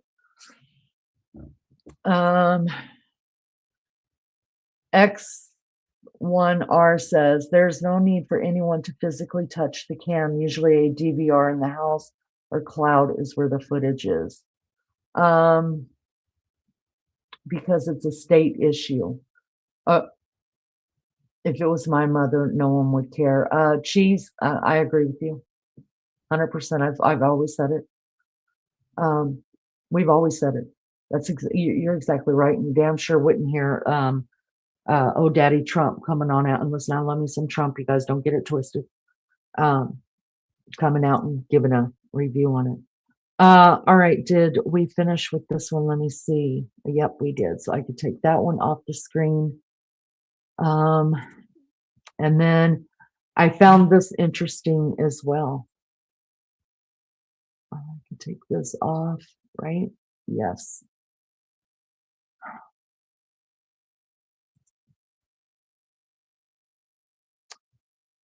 And why I didn't see this before is beyond me, but what else? It's good to have everybody here. Thank you guys so much. Will you do me a favor? Will you hit the thumbs up? That's all I ever ask of anybody. Never ask you to do anything else. I don't need your money. I don't need the time you spend with me is plenty, and I appreciate it. You don't even have to subscribe to me if you don't want to. I just believe that if it gets out in the algorithm, the people that want to be here will be here, and I'm appreciative of it. Jenny, good to see you, love bug. Thank you so much for coming in. So I did not see this, you guys. This is what Fox News footage of FBI searching the Guthrie home. I've never seen this footage, and I want to show it to you guys. It's infrared. Maybe you guys have seen it. This has been out for a month already. So, I mean, why I didn't see it, I don't know. So, like I said, this is from Fox News, and let me bring it up. It's interesting. Not only interesting to me in the Nancy Guthrie case, it's interesting to me just how far we've come with technology. And, you know, listen, first 30 years of my life, I was associated with the Army in some approximation, right? So I've always known about night vision goggles. I've heard that since I was a little girl. My dad actually had some in the military, and he'd bring home outdated stuff from the military for us kids to play with. And so we had night vision goggles, and they were so fun. But it makes you wonder that if there was a chopper in the air, like even the night after with MVGs or infrared or anything like that, if there were drones, anything in the air, because this is a drone that's doing this, what would they have seen? What would they have seen? Oh, but yeah, that's right. They didn't have a chopper because that guy was fired by Nanas and sent somewhere. Or no, he went into Phoenix because he couldn't work under Nanos anymore, so they had no one to fly that chopper. You believe it? Yeah, he's a good guy. He's a good guy. Did everything he could. All right. Here we go. Watch your ears. I cannot control your volume. I can only control this. Check it out. But Nancy Guthrie through an infrared drone operated by our Fox flight team as police continue searching the property. Retired NYPD Inspector Paul Morrow is also in Tucson. I mean, this is pretty incredible footage we're looking at right here. It looks like a team of agents are coming in and out of the house, in and out of the garage, Paul. You talked about a camera that was discovered on the roof. Do you think that was part of the just regular surveillance, or was that wildlife? You guys, I have to stop this just a second. There are two things. One, these remind me of Oompa Loompas, and I know listen, I know, but the way they're walking and they're not big and they're not fat and they're not waddling, but that's all I see is Willy Wonka and the Chocolate Factory in one way. But the other thing that I found interesting is that it just got put out the day that Savannah did her one-on-one with Hoda Kotb, that there's two doors on here, right? They left the doors propped open. And I always said there were three. Lizzo and Mags got me really quick and schooled me to let me know there was actually not a slider underneath this porch back here, but it is two doors. Like I thought they were, but I just couldn't. I didn't have anything to prove it. But anyways, you could see these three beings. And if you say aliens, I'm coming for you. That actually are going into the side door that we couldn't see. That was actually one of the ones that was propped open. I thought that was, I mean, had I seen this footage before, we could have proven it, but didn't find it till tonight, you guys. You talked about a camera that was discovered on the roof. Do you think that was part of just regular surveillance, or was that wildlife? You know, I wish I knew. I haven't even seen an image of it yet because of where I'm positioned here at the sheriff's office. It would make sense to have a wildlife camera perhaps on the roof, but who knows? Maybe there's a skylight or something that people feared they could get in through in the past that was covered over. I mean, anything really here is possible here without being up on the roof and seeing it. But I do say to myself, you know, would you not have searched the roof and even at the other house originally, just because, you know, the buildings here are all one story and they're quite low. And, you know, I would have to say to myself, if I was going to do a really thorough search, what if they just threw like a knife or something up onto the roof during the course of the thing? So I am surprised that something like this hadn't been found earlier, but maybe it's not going to be much help because, as we know, that all the other cameras were all wired in a way that they didn't feed the cloud. And as a result, there's no footage to be found. All right, so the second note that comes in, it's a second IP address. So it's different. The police aren't able to exploit it. This guy's obviously very sophisticated. But the fact that a second note may have been sent, I mean, that has to give so much hope to the Guthries, who are sitting here dealing with what they thought was just a blank stare and basically a clock ticking down to death on Monday. How much momentum does this give this investigation and negotiation? Well, if it does indeed open up a line of communication, that is a major break. Because up until now, if the ransomers here they've been so indifferent that it made you question the entire construction of what's going on here. Is it not an actual ransom situation? Are they not interested in getting paid? Is there some other motive? Is another group involved? I've had ransomware cases where the original bad guys are being assisted by another set of bad guys. You never know who you're negotiating with. So if they've actually been able to confirm that they're talking to the real bad guys, that is the major break in this thing. Now, one of the ways to be able to tell how much authenticity to give this for the 2 notes is if the IP address you can easily obfuscate. They did it once, they could do it again. You use the onion router, you bounce it around the world. That's the most simple way to do it, and it's easily done. It's very hard to break. But the thing I would be looking for to prove it's the same person is, did they put in the Bitcoin wallet? Assuming they want to get paid so badly, and that's what they're pressing for, if they put that long string of numerals into the second note, which is so unique, no, it's not out, nobody could ever guess it, you'd immediately say to yourself, this is the same person.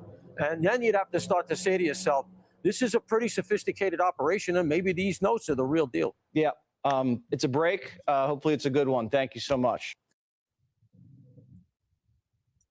So I actually ended up finding that footage only because I was looking into that I have to revisit the whole kidnapping for ransom, and that's how I ended up finding that. And I was like, how come I've never seen this before? How come? Wait a minute. But y'all, isn't that creepy that there could be, I mean, there's no reason for there to be a drone out here. I mean, nothing fabulous is happening here, but there could be people watching you. You're just outside chilling, smoking a cigarette, having a, doing your thing, or in the hot tub naked. And there's a drone out there watching. Y'all, it's scary how much we are really watched every day, all day. And if they can't see us that are listening to us, it's maddening. Maddening. Dot says, for real though, I do wonder about the sheriff's department. Like, is there a malicious reason for all the mistakes? Good question. Incompetency. Well, that's what a lot of seasoned officials are saying, the incompetency. And listen, I said it from day one when I saw his first press conference. And then after that, he gave like just a side little interview, as he's walking away or something. And it was, I don't know. My guys that are working on it, they would know. I don't know. I don't know. And I was, from that second on, I was like, there's no way I would follow this guy into a donut shop, y'all. This fucker doesn't know what the hell's going on anywhere in his life. Look, maybe he was distraught. Maybe whatever. And look, I don't expect a sheriff to go out there and really be involved in investigating and, blues cluesing it all the way through everything and staying up for hours and hours and hours doing forensics and all that. Even though the sheriff over there in Idaho, I mean, he makes this guy look really bad. But, I mean, that's what you got people that work for you for, right? I mean, you delegate your authority. That's what a leader does. But the one thing a leader does not do is ever say, I don't know. Because it's their job to know. Maybe not firsthand. And they're allowed to say, I'm not talking about that. That's part of the investigation we're not talking about. No, Lisa, they did not find her, sadly. I wish I had more to report, but they didn't. I'm a lead follower, get out of the way kind of girl. I'll follow you if you know what you're doing and we're going to get there and you got a plan, let's go. But if not, I'll lead. And if I don't know what I'm doing, I'm pulling the next one up. I refuse to work at the ball field running the cash register for hot dogs for someone who doesn't know what the hell's going on or how much I should be charging or how much a Coke costs. It's the same thing, but this is more important because someone's life is in danger. Someone could be dead, or in my view is dead right now because of it. Maybe not because, I mean, I believe she died very early on, even before the police got involved, but They don't know that. They came out and told us that she was abducted. She's not dead. So I lost faith immediately in him. I was like, who the hell put you in charge?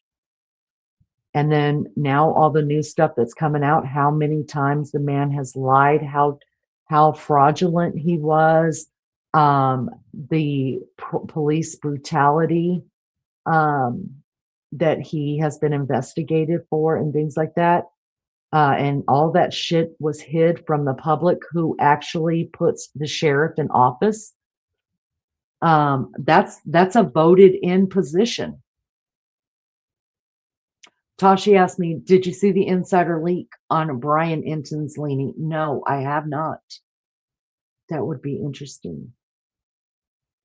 Name says, good morning. How is Maggie? I don't know that any of us have heard from her in the last over 24 hours, I think.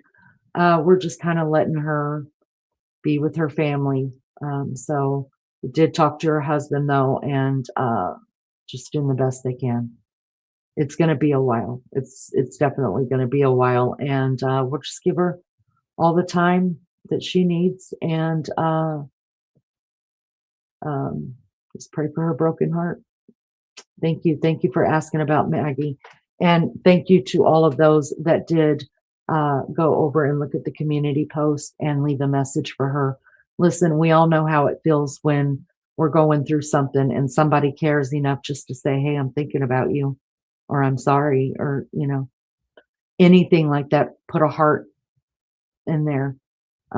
It means so much to people, and so it warmed my heart when I went over there and saw how many of y'all, especially all of the new people that have just become new friends around here in the last couple months, that have gone over and send wishes to Mags. So thank you for that. Why wouldn't they get in touch with a psychic like Long Island Media or Sylvia? Yeah. Would you look into one? I actually interviewed a psychic. What was it, you guys? My days seem to run together. I've been doing so many lives.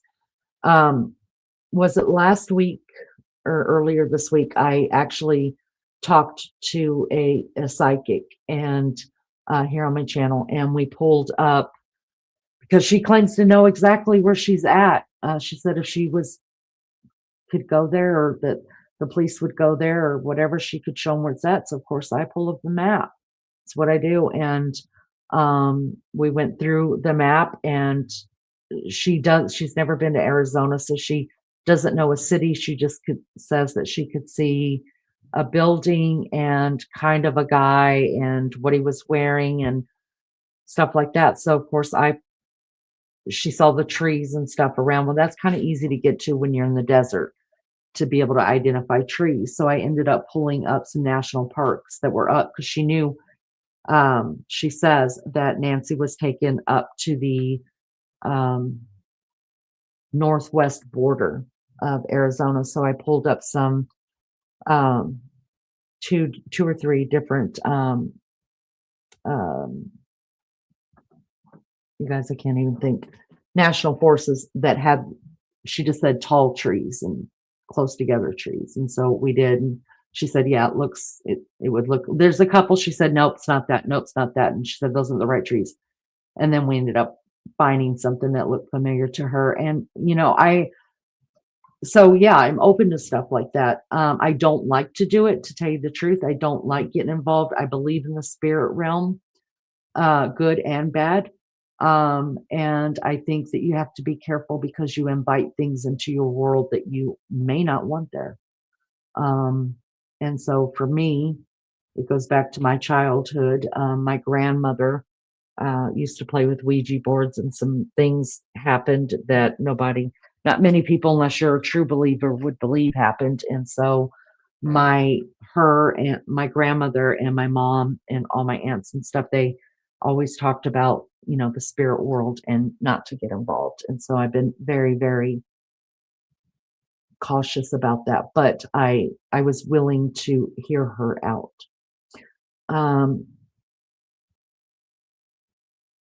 We will miss hearing Jesse snore. Yeah. Lisa says, I feel so bad for Savannah. She blames herself.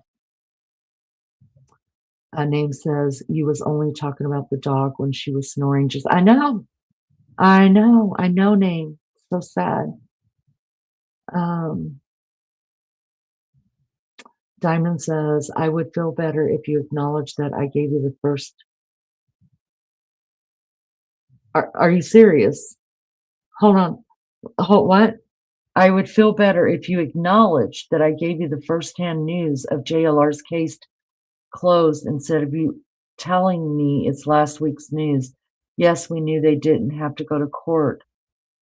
The new news was it was turned into no contact order. Okay. Diamond, with all due respect, I apologize to you that. You know how long it's been since we talked about that? It's been days. And you're harboring that still? When I already apologized to you about it and told you I was just kidding with you?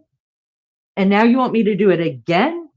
And then you want me to tell everybody that you're the one that broke that news to me? In case you don't know, I don't talk about JLR that much here. Now, Maggie and Lizzo did, but I don't. So if it makes you feel better, everybody in chat, there's 68 people here. Do you need me to make a community post? There's 68 people here. For everybody in chat, the first 72 now, this is getting good. 72 for everybody here. Diamond Lucidity is the first person that ever said in this chat to any one of us that JLR, all of whatever's going on with him was thrown out of court and that they agreed to a, what did you call it? Order of protection, no contact. So Diamond Lucidity needs the credit. Here, you're hearing it now on According to Leanie. Diamond Lucidity gets all credit from me and my channel that was the first I heard of it. Feel better?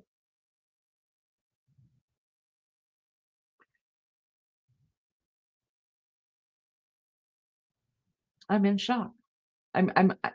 You're a grown-ass woman. You're older than me. You're old enough to be my mother. And you've been harboring that, something I was kidding with you about. See what I'm talking about, you guys? There are many people on this internet. They don't understand my humor. They don't understand sarcasm. They don't understand funny. They don't get none of that. And by God, mind you, I wasn't even covering JLR, hadn't even spoken JLR's name when you came into my chat and brought in that. That's rude. I'm trying to, I mean, my title up there tells you exactly what I'm covering.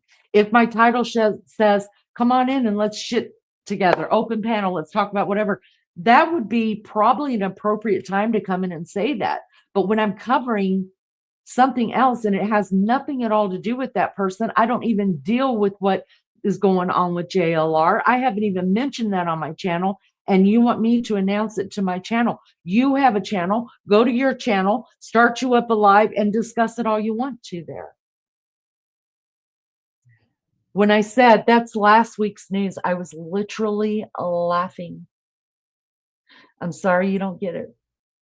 I'm sorry you don't get it, but I'm done. I'm done with appeasing you people. Seriously, I'm done. You have channels I have actually asked people to sub up to. So go work them. Go do that over there. Over there. We're going on a break because I need a cigarette. Stage right.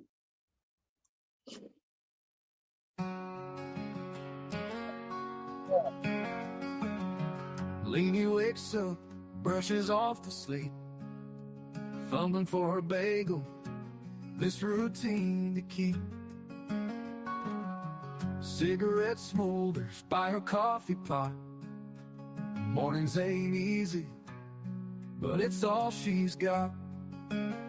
She's got a wild chat, hosted by Maggie. Crazy comments flying, lines go zigzaggy. Leanie takes a breath, bites her breakfast round. Gonna need her fuel when the crazies come round. Oh, Leanie's on the screen, trying not to scream. Maggie's holding down this wild, wild dream. Bagel in her hand, coffee by her side. She's ready for the madness, with Maggie as her guide. The chat explodes with every single ding. Leanie's got her caffeine, she can handle anything. Maggie reads the messages, keeping things in line. Leanie laughs it off, says, folks, you're doing fine. Oh, Leanie's on the screen, trying not to scream. Maggie's holding down this wild, wild dream. Bagel in her hand, coffee by her side. She's ready for the madness, with Maggie as a guide.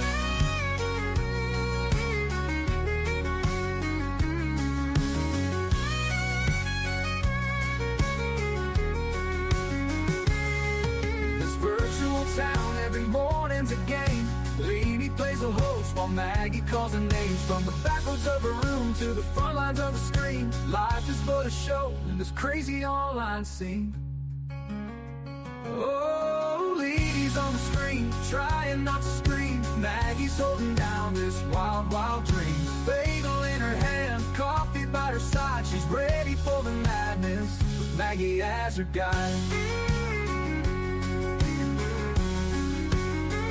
Maggie as a guide.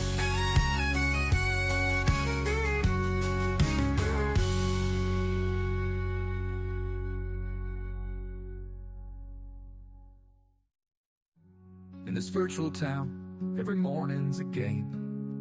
Leanie plays the host while Maggie calls their names. From the backwoods of a room to the front lines of the screen. Life is but a show in this crazy online scene. Oh, Leanie's on the screen, trying not to scream. Maggie's holding down this wild, wild dream.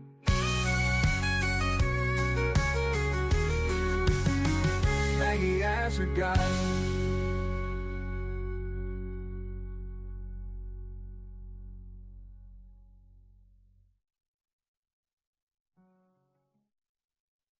In this virtual town, every morning's a game.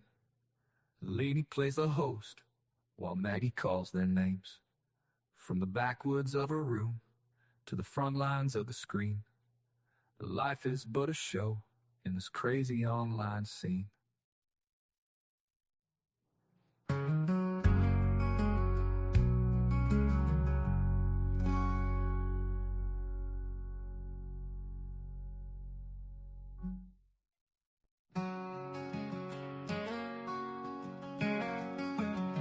Leanie wakes up, brushes off the sleep, fumbling for her bagel, this routine to keep. Cigarette smolders by her coffee pot. Mornings ain't easy, but it's all she's got. She's got a wild chat, hosted by Maggie. Crazy comments flying, lines go zigzaggy. Leanie takes a breath, bites her breakfast round. Gonna need her fuel when the crazies come round. Oh, All right. Anyways, welcome everybody. Thank you for being here. Just a PSA, you guys. I'm just going to tell you right now. If you don't have a sense of humor, if you don't get sarcasm, don't subscribe to my channel, because that's what you're going to get most of the time here.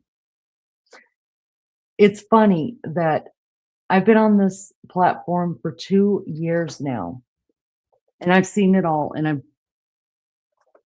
no, every time I say I've seen it all, I haven't. Oh, there's always someone that comes out.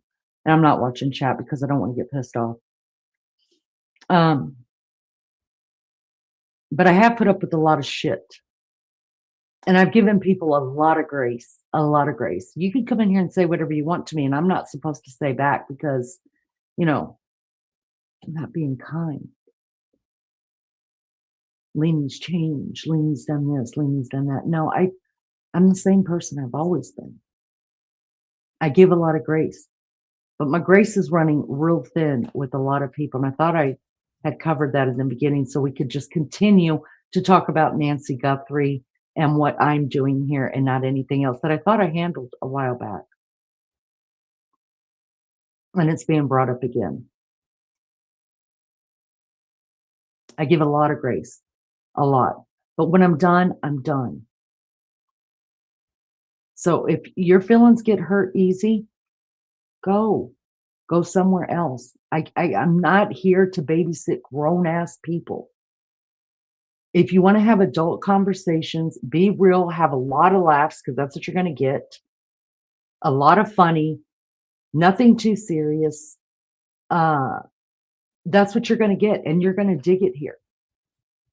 But if you need me to get the powder puff out and powder you down and pamper you and baby you constantly, I'm not your girl. I'm not doing it. I'm done. I'm done doing it. I don't want to do it anymore, because you damn sure don't care what you're saying to me.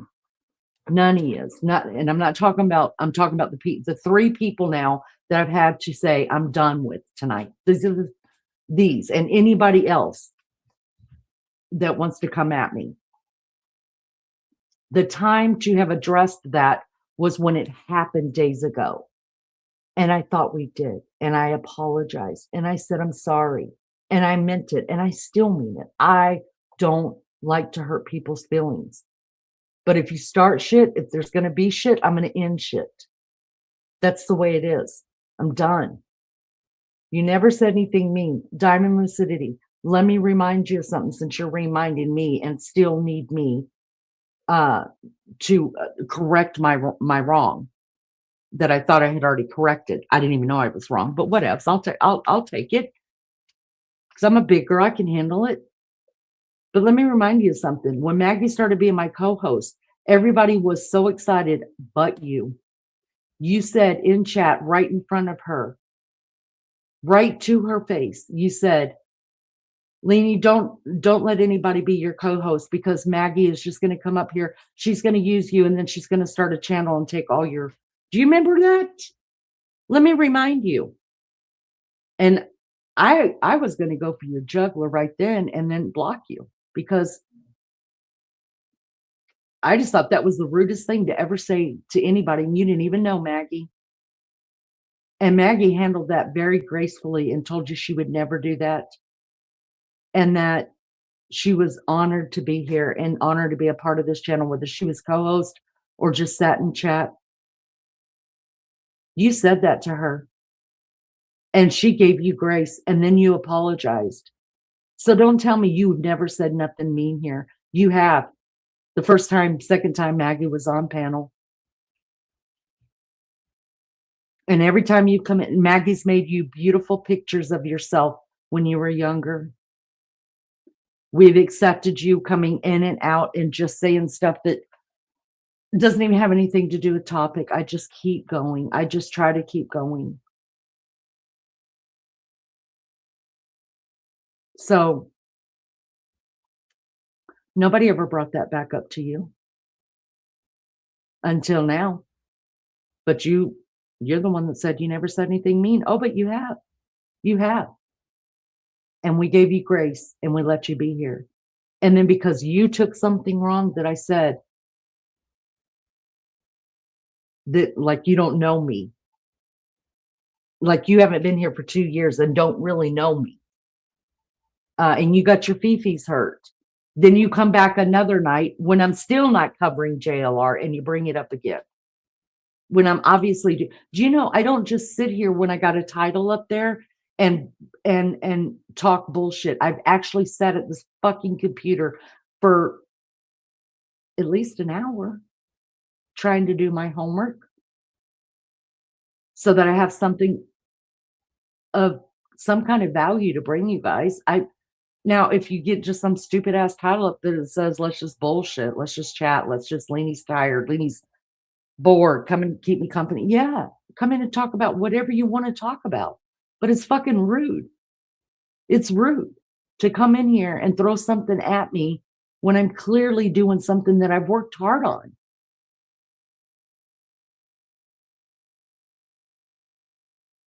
Right. You only said it in the beginning and it looked like she was taking over your channel, and I apologize for it and look forward to seeing Maggie. Right. Just like me and you. When this happened a couple of days ago and I realized that I had hurt your feelings, I apologize too. So it should have been left there. It should have been enough, but it wasn't until I publicly announced for you that you're the person that brought it in here when we weren't even talking about it. So I'm done. That's not what everybody's here for. There's other drama channels you can go to, but honey, you probably don't get told this that much, but you're wrong. Not me in this instance. Not me. Everything that happened here, you're the one that's wrong about that. Now, I welcome you back. If you want to be a part of this, come on back. Have a discussion with whatever I'm talking about or whatever, but don't come in here with breaking news. I don't need it. I don't need it, especially when it's other creators. And I drop creators' names all the time. It's not about you guys can't talk about other creators. Talk about all you want. I'm not at all wounded by that. A lot of creators don't let you mention a name of another creator in chat. I could give a shit less. What am I scared of? You guys going to go and like them better than me? It's the way it goes. It just happens. But I'm not, I don't mistake my kindness for weakness anymore. I'm done with it. I'm done. Nobody's coming in here and just talking to me any way they want to and then bouncing and then come back a couple days later just to get me worked up again. Because really, I wasn't upset with you. I was more upset with myself, and I meant it when I apologized to you. So to come back just so that I would formally announce it, that's childish, and I got no time for it. No time. This is a grown-ass channel with grown-ass people. Yep, puppy dreams. You're right. That's little Laramie laying right here. All right, I got one other thing, you guys, that I'm going to bring up, and it's going to be the goat, y'all. It is the goat. My girl, my girl. We have to. It's been well over a week since I played any of my Nancy Grace, my BFF that doesn't know that I'm even her friend, much less a BFF. Oh. Anyways, like I said, when I was doing research for this live tonight, I knew I was in the right area of what I should be talking about because I went and checked up on the goat, Nancy Grace, and this is what she was talking about. I was like, oh, damn. See, I'm always on the same page with Nancy Grace, whether I'm getting it from her, she's getting it from me, because we know, Nance, we know you're up there in the bushes too, and I love you, girl. I love you. All right, let's see. Let's pull this up. She's my homie. Y'all, she's my boo thing. Nancy Grace is my boo thing. And I love her. So I understand if other people don't want to sit around and watch Nancy Grace. I get it. I understand it 100%. I'm absolutely fine if you just decide that, nope, not my jam, Leanie. I'm not watching for this. So I understand. Thank you for the view. I thank you guys for being in here. If not, stick around, hang out and chat with us. Let's sit and listen to what the goat says, because in my book, Nancy Grace is the goat, y'all, of true crime, hands down. She's my girl. I don't care that she's still wearing the same hairdo that she wore 40 years ago. You guys, I don't care. And I don't really care that she talks about her twins all the time, even though I make fun of her for it. I adore me some Nancy Grace. All right, let me watch your guys' ears. I think I can make that a little bit bigger. Watch your ears. And here we go. Savannah Guthrie's mother, Nancy Guthrie, missing day 62. This, as we learn, there may be more Google video. Is that real? Good evening. I'm Nancy Grace. This is Crime Stories. I want to thank you for being with us.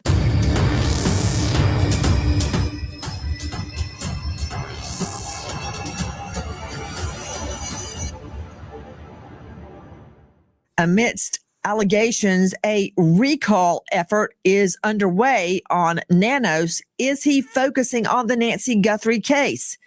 We also learned tonight that there is a possibility more Google images are to come. We were told by Nanas at the get-go, yeah, no video. She didn't have a subscription. And then bam, somehow out of literally trillions of data points, Google makes a save and finds this video. And not just this video from the night Miss Guthrie was kidnapped, but get video from an earlier date. We believe January 11, where the same guy, you can tell by his gait, his weight, his height, same outfit. It's not a twin. It's him. Is very casually casing Miss Guthrie's home. This freak was outside her home checking it out. Jan 11. If it weren't for Google, we wouldn't know this, opening up countless possibilities of other evidence, probative evidence, cell phone data, door cam, you name it, from Jan 11. And joining us right now, a special guest, it's Ari Redbord. Ari Redbord is the Global Head of Policy, Government Affairs, TRM Labs, the blockchain intelligence company. He is a former Assistant U.S. Attorney in the D.C. jurisdiction and former Senior Advisor to the Undersecretary for Terrorism and Financial Intelligence. You can find him at trmlabs.com. I want to talk to you about what we are learning tonight, that there are other images. They're trying to save them as we go to air tonight. How can that be? You know, Nancy, it's extraordinary. And when I first saw those videos a few weeks ago, it took my breath away. This idea that there could be no subscription, the actual camera could have been disabled, and Google is still able to generate these really extraordinary, chilling images, just to me speaks to the ability of the private sector in many respects. Here, Google's the example to have just an extraordinary amount of data that can be used in these cases. Look, I think if and it'll be when this case is ultimately solved, it will be because of the digital evidence in the case, whether it's cryptocurrency tracing or whether it's this type of evidence from Google. And to me, it's just extraordinary. Ari, how are they doing it? And if they are doing it, why don't we already have it?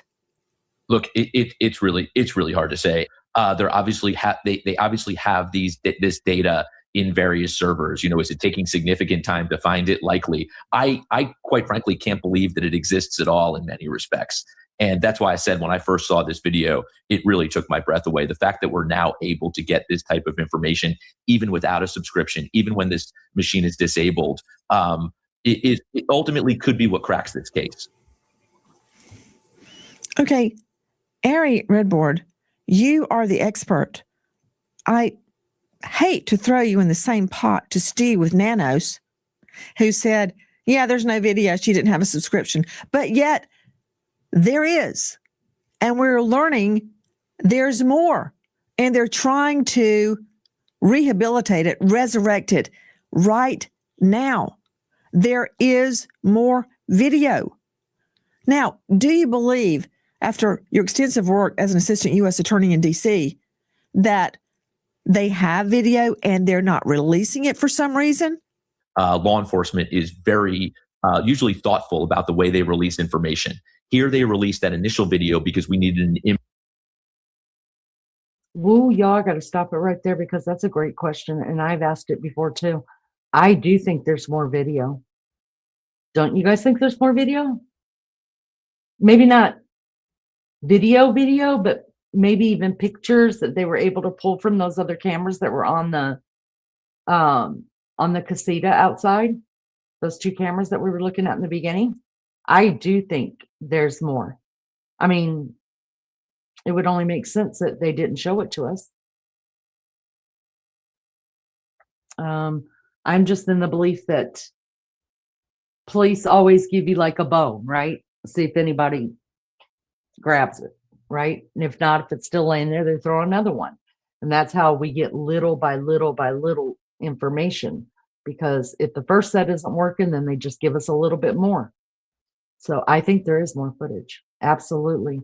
Nancy looks like she forgot to take off her Halloween mask. Don't you be mean to my boo thing, Alex. Who do you think you are?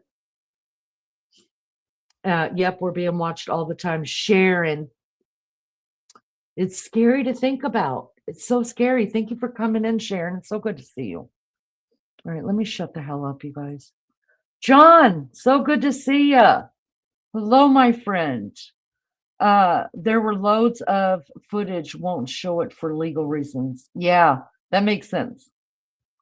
All right, hold on. Let's keep going. Image of this individual to put out there in the world. They have that image out there. Assuming there's not a better image of this individual, then maybe these are really critical investigative leads that you don't necessarily you want to share with the public. Law enforcement is always thinking about what do we need to put out publicly to help our investigation from a crowdsourcing perspective, and what should we be holding back in order to not share what we have necessarily with the suspect and not hurt any other leads. You know, another thing, Ari Redboard joining us from TRM Labs. I believe that the reason the first guy was pulled over and questioned was because he made multiple deliveries in Miss Guthrie's home. He's a delivery person. And they got that from CAST, Cellular Analysis Survey Team, by a data dump of all of the cell phones in that area. Then we have neighbors, so to speak, in the loose sense of the word, way down from Miss Guthrie. Their vehicles were seized. They were rousted out of their home at night. They were also questioned and released because I think their cell phones had movement in those hours between, midnight and 4 a.m. I think that targeted them. Tell me what the FBI is doing now to track down any red flags in the cell phone data dump and the Wi-Fi data dump. It's happening right now. What are they doing, Ari? They're doing a lot. They're looking at every possible piece of data that they can on any phone that they have associated with this. They're trying to triangulate location, right? It's not just the cell phones. It's where they're hitting off those cell towers. And essentially what you want to understand is, hey, who was in this location at this time based on this Nest Cam footage? And they're really trying to triangulate. Now, there's likely a lot of people who were in this general location. And that's why we've seen some of these stops. But the reality is those are going to continue. Ari Redboard, you told us previously that you would need to see a substantial sum of money transferred from the Bitcoin account in order to track it. Well, I disagree because I think there are other ways to track it, but that's just me. When you say substantial, how about a small amount of money? Why do you need a substantial amount of money to track the Bitcoin? You need any amount of funds going into the account. However, what you're ultimately going to see there is likely funds going from an address controlled by the family or by a representative into that alphanumeric Bitcoin account that's in the ransom note. But that's all you'll see. Really, what's really critical is what happens next. Where does that address, that ransom address, send funds? Do we have attribution? In other words, have we associated that address with any illicit activity before? And then the real key happens. The breaks in these types of cases happen when funds go to a cryptocurrency exchange to cash out, right? Because the reality is that you can't really buy Bitcoin to buy anything in a meaningful way today. You need to convert it to more usable, cash, to currencies. And that's the key, because that cryptocurrency exchange has that underlying user information on the account, the name, the social security number, email accounts, telephone numbers. And that's when law enforcement really starts running with these other leads. That from our friends at Fox News. Straight out to Just Scott Morgan joining us tonight, Professor of Forensics, Jacksonville State University, author of Blood Beneath My Feet on Amazon, and star of a hit podcast, Body Bags with Joseph Scott Morgan. But tonight, his purpose is as a death investigator with over 10,000 death scenes under his belt. Notice I didn't say homicide scenes. It could be accidental causes. It could be natural causes like a heart attack, suicide, unexplained, or, of course, homicide. I want to talk to you about Nancy Guthrie's bedroom. Could we please see the clip from the Today Show? This is one of Savannah's visits home. I want you to see that.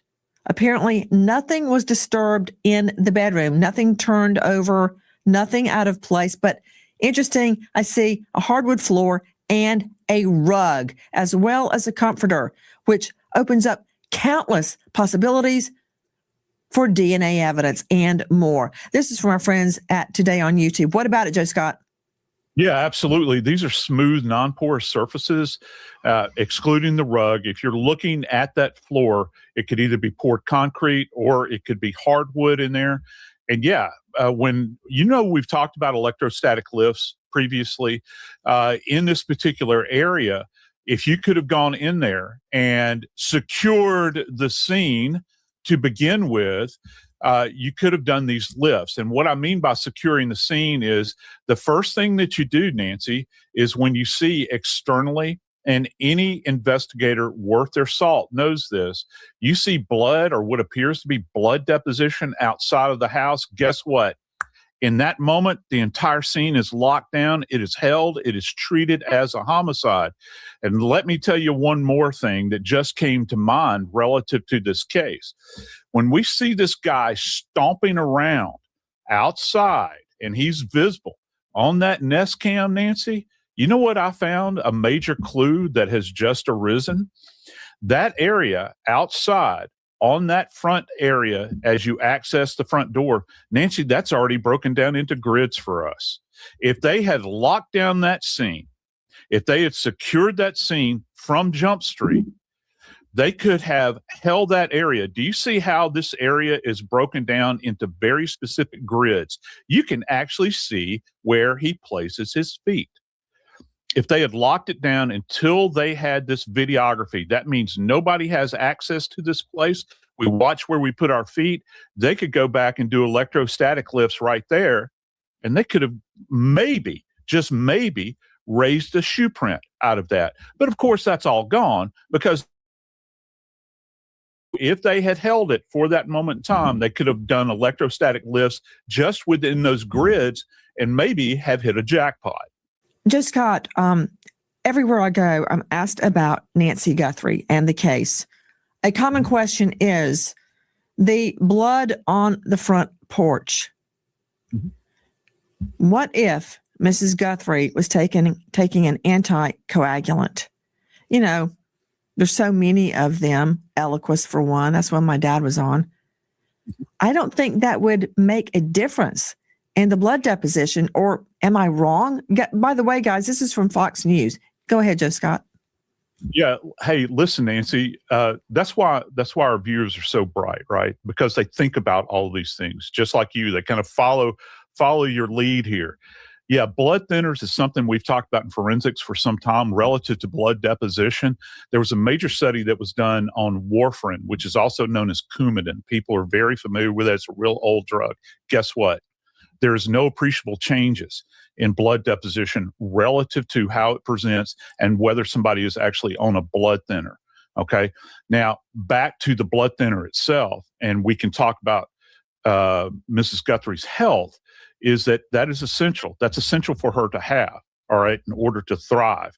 But if she is bleeding at that moment in time, it's not going to necessarily impact the deposition of blood or change it. Now, what is interesting, though, and I've pointed this out before, and I think that maybe even Baden had alluded to this at one point in time, with those droplets that you see deposited on that front stoop, he recognized, as do I, that blood appears to be aerated.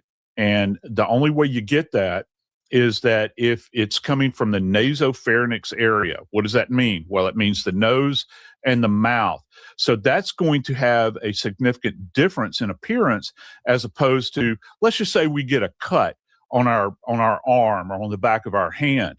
That blood's not aerated, okay? That means that it doesn't have little oxygen bubbles in it. It just kind of drops away, and you get this kind of dark pattern with the blood. You can actually see serum separating after a period of time, but it's very, very dark. With aerated blood, you'll see little bitty oxygen bubbles contained within there, and sometimes it'll clear out in the center. And I think that that's what I'm seeing based upon I'm roughly basing this upon the quality of that photograph. We have to understand that is not a true crime scene photograph. So the quality is not still up to snuff, but it's what we have to work with. That looks like it came from the nasopharynx area, Nancy. What do you make of questions regarding with her thin skin? And I saw this in my dad, and I'm seeing it now in my mom very often. And there's a photo of Nancy Guthrie sitting outside in a lounge chair, like a picnic chair. There it is. And you can see, especially on her left hand, that's where my dad had it a lot, the blood under the skin. Many people are asking, would the slightest nick, possibly transporting her out the door on her arm or leg or hand, could that have caused the bleeding, not an actual attack like a blow to the face? I doubt it highly. Just looking at the blood deposition based upon the photographs I have to go on, I think that it would have more of a robust, a darker appearance to it. Perhaps if that had originated, say, from the back of the hand. And, as we all know, as we age, our skin and even our vessels become a bit more fragile. That's the reason we have these what appear to be contusions that kind of appear on our skin, appear more robust. And we also get swelling. You can see her ankles, you can see the backs of her hands. So that all comes with aging, Nancy. If you have been leaning on credit cards, that is slowing down the tip line. Do not call that in.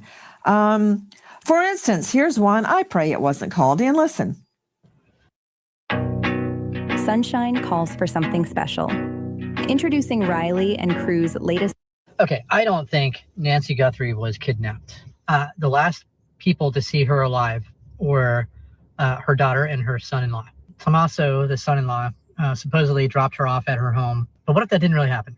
What if there was some kind of an argument at the house and it got very, very heated and someone did something, whether it be the daughter or the son-in-law, and Nancy Guthrie died.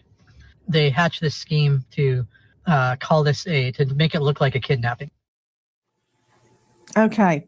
That's disturbing on so many levels. That's from the real Jim Duffy at TikTok. But at least he's thinking through the facts and coming up with this theory. Maybe I'm wrong. Straight out to Dr. Bethany Marshall joining us, renowned psychoanalyst out of the LA jurisdiction. She is the author of Deal Breakers, and you can see her now on Bravo as well as Peacock, and find her at drbethanymarshall.com. Dr. Bethany, maybe I'm wrong. Cleared. LE said they're clear. They're not suspects. They reportedly passed polygraphs and their vehicle has been returned. So why? Why is this still happening? Nancy, of course they've been cleared. Of course it's not the family. This has been going on for some time. But with this TikToker, I see a certain sort of arrogance. A high estimation of his own beliefs and theories, a low level of regard for critical thinking. I see something called proportionality bias. And what that means is if it's a big event, it must have a big explanation. If there's a tornado, it's because God is mad at us. If somebody goes missing, it's because it's a vast right-wing conspiracy. Most people are frightened at the thought that something really horrible could happen to their loved one, their family member, their child, their parent. And maybe it's just random. Maybe it's because there's one or two bad people in the world, not that there's this big, huge theory that makes it all simple and makes it all go away. What did you call that? What was the term you just used, Dr. Bethany? Proportionality bias, meaning if it's a big event, Nancy Guthrie going missing, there has to be a huge explanation. The idea that it could be a big event, Nancy Guthrie goes missing, but it's a simple or random explanation. For example, this may sound silly. A new kitty cat I have went missing 5 days ago.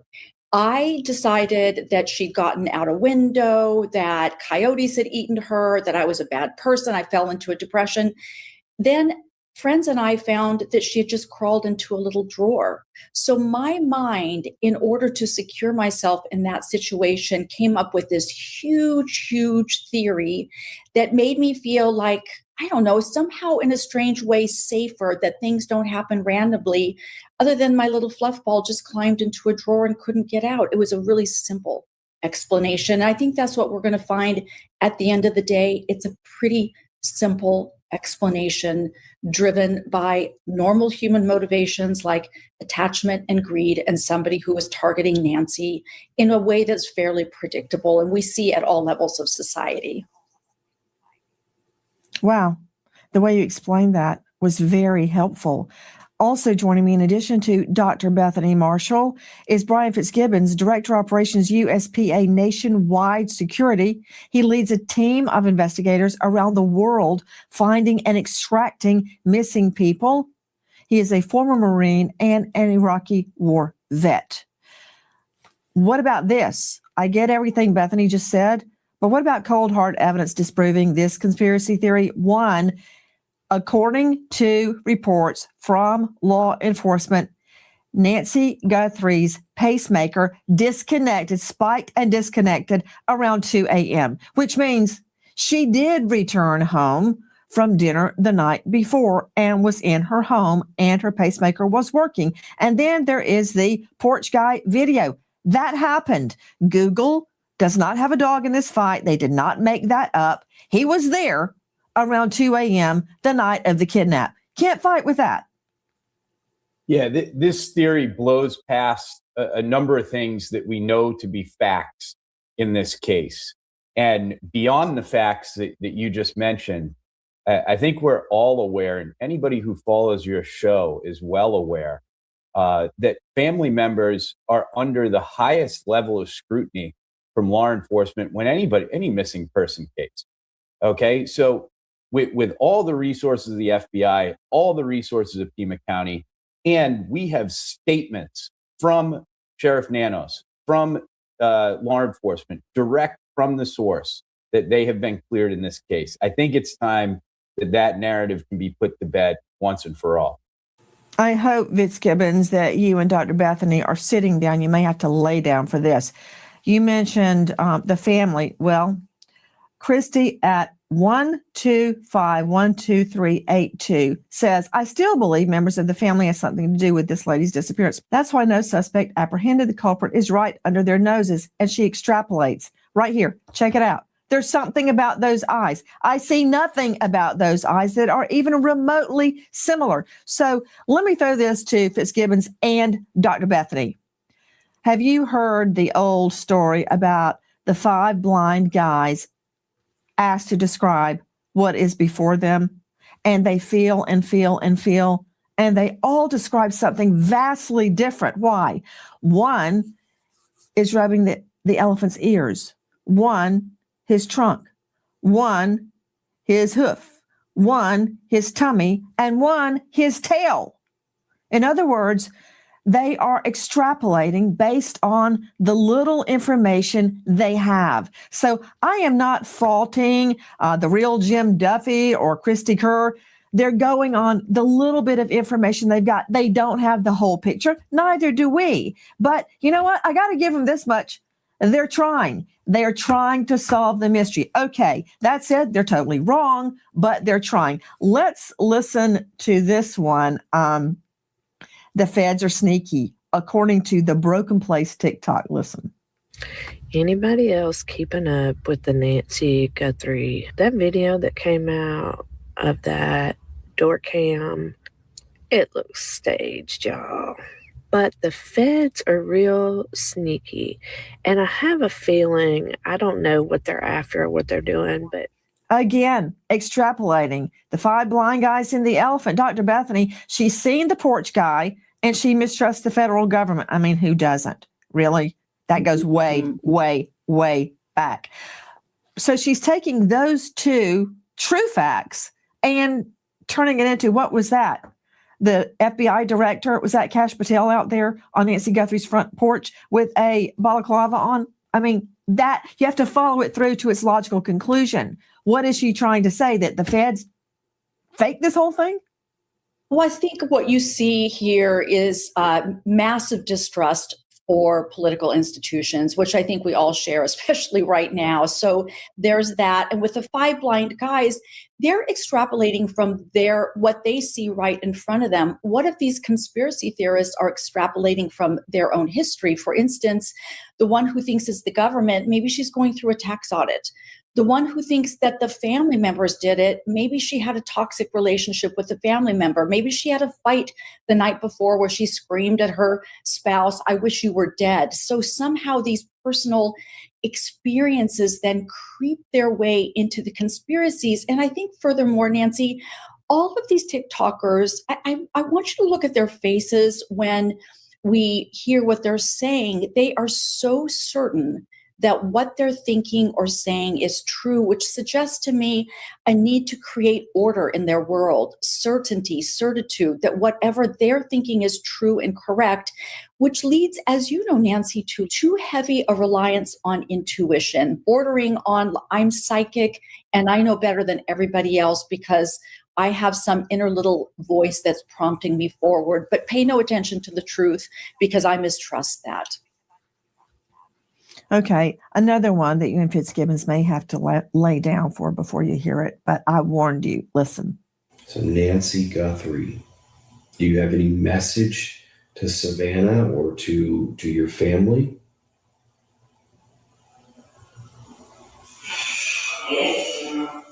Miss you.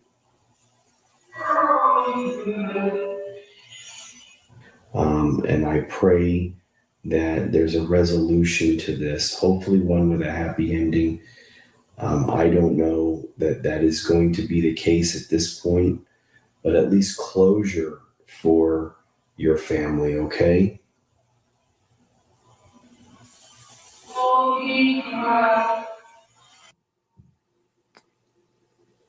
It's very rare that I can't think of something to say, whether it's completely off point or inappropriate, but that has left me almost speechless. That's from Hope Paranormal on TikTok. Fitzgibbons, was he actually pushing a button to make the recording, the voice of Nancy Guthrie, respond? That looked a kid's metal lunchbox. I'm surprised that machine worked so well when he wasn't wearing a tinfoil hat while using it. And here's the deal, right? For any of these paranormal researchers and psychics and clairvoyants that are weighing in on this case, I have a simple message. There's over a $1.2 million reward. If you want to prove to us that your information is accurate, package it up and send it into the FBI, right? But this nonsense of a noise machine supposedly communicating with Mrs. Guthrie to send a message to her family. It's really disturbing that people are giving this an audience. Okay. I'm not giving it an audience. Okay. Don't throw me in that pot to stew. I'm saying that those tips, please do not clog up the tip line with that. But there's another level to this. Dr. Bethany Marshall, not long after my dad passed away, I had someone completely unrelated to me approach me.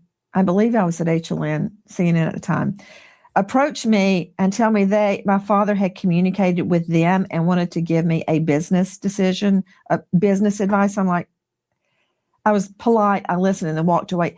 It was so intrusive and so wrong. I have these outside. They do really well in the sun. They don't fade, and I don't have to water them. Okay, wait. These do not look fake at all. I've been really into these lately because they look so real and make any space feel prettier fast. I'm pretty sure if my dad wanted to communicate with me, he would come to me directly. But that said, that's hurtful on so many different levels. Nancy, of all the TikToks you just played, I found this one to be the most cruel because he's claiming to have a direct line to Nancy Guthrie. It creates a sense that he's unique and has insight above all others, which is yet another motivation for conspiracy theorists. Nancy, we all rely on intuition. You wrote a book called Don't Be a Victim. And somewhere in there, I'm sure, you wrote about relying on that sixth sense, looking around, seeing what's really going on. But this guy, he actually uses it as a cruel, malevolent weapon with low levels of conscientiousness in terms of how this would impact the Guthrie family. How painful to see their own mother's voice mimicked, mocked, and distorted for some cheap form of entertainment. This one I couldn't even find remotely entertaining. I agree. I found it hurtful on many, many levels. Brace yourself. This is all I'm going to say about Nancy Guthrie. Anybody who knows old people knows that there is no such thing as an 84-year-old woman eating dinner at 9:30 at night. That has not happened since the dawn of man. Some ain't right. Do you promise that's all you're going to say about Nancy Guthrie? Please, please. I'm going to hold you to that. That's Who's Matt Brown TikTok. My daughter comes home from school and she wants to eat supper right then. She's 18. My son wants to eat at 9 o'clock at night. So I guess since Nancy Guthrie wasn't at the senior citizen early bird special at 5 o'clock, that there's something wrong with that. So the point is, these conspiracy theories are coming from every which way. But I want you to hear this one. And I love them when they start with, I don't usually believe in conspiracies, but that should prepare you for what's to come. I'm not typically a big conspiracy theory person. I like to hear about them, but I don't often actually believe them until I read a comment on my recent Nancy Guthrie video suggesting that Nancy could be teleporting. So this conspiracy is that we can't find Nancy Guthrie because she's actually teleporting. Like kind of Stranger Things vibes. Maybe she's teleporting into the Upside Down. Maybe she's teleporting to Paris. We don't know. When I read this, I was laughing because, like, obviously she's not teleporting. But then the more I think about it, the more I'm like, I don't know, guys. Like, what if she is teleporting? Ray Shapiro at TikTok, let me put your mind at rest. You can dismiss the theory that Nancy Guthrie is teleporting. You can just put that right out of your mind. Don't worry about it anymore. In fact, you need to go lay down and rest. Listen to this. This is one of my favorites.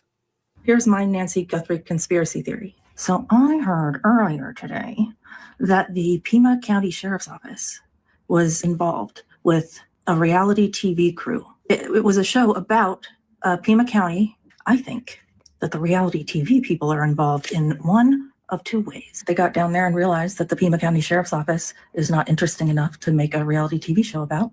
So either they were going to go a long way to create some drama, or the sheriff was going to go a long way to create some drama. You know what I really like is when she gets to the really juicy part, she starts talking like this. Okay, that's from Veronica and the Baby Boo on TikTok. Now, granted, the last two I've shown you before, but they were just so great I had to show them again. We are flooded every day, every afternoon, every night with theories. And a lot of them are actually pretty good in this and other cases. And we discuss them on air. That said, please do not call the official tip line with these theories as we continue in our own way, keeping the search for Nancy Guthrie alive. We remember an American hero, Lieutenant Michael Shea, Nassau County PD, passed away in the line of duty, survived by grieving wife, Ingrid. American hero, Lieutenant Michael Shea. Thank you to our guests for being with us tonight, but especially to you. Nancy Grace signing off for tonight. I'll see you tomorrow night.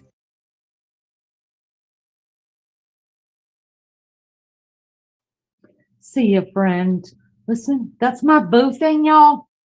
Love me some Nancy Grace. I know people don't like her. I used to couldn't stand Nancy Grace. Couldn't stand her. Just like everybody knows, the older I get, the more I understand her, and I adore her. Because I just think she's the GOAT. I really, really do. Good morning, Ben. Good to see you. Hello, Infinity. Don't know what that has to do with anything, but you do you, friend. Name, it's best not to eat after 7 p.m. for better sleep and digestion. I think half the problem is a lot of us that like are on this channel, especially that are in the States, like me, MJD, like we don't have a normal sleep schedule, if you will. Like I sleep 2 hours here, sometimes 3 hours there, 4 hours there. It's like my brain won't shut off. I hate it so much. I hate it so much. I was so excited a couple months ago. I actually got on this like normal thing. I was going to bed like at 11 o'clock at night, exhausted. I wake up like at 4:30 in the morning. I was like, oh, this is how this feels. Like, this is so good, so good. And then I got all screwed up again. Nancy is way off with the Idaho 4 case. Nancy Grace is the shit in life.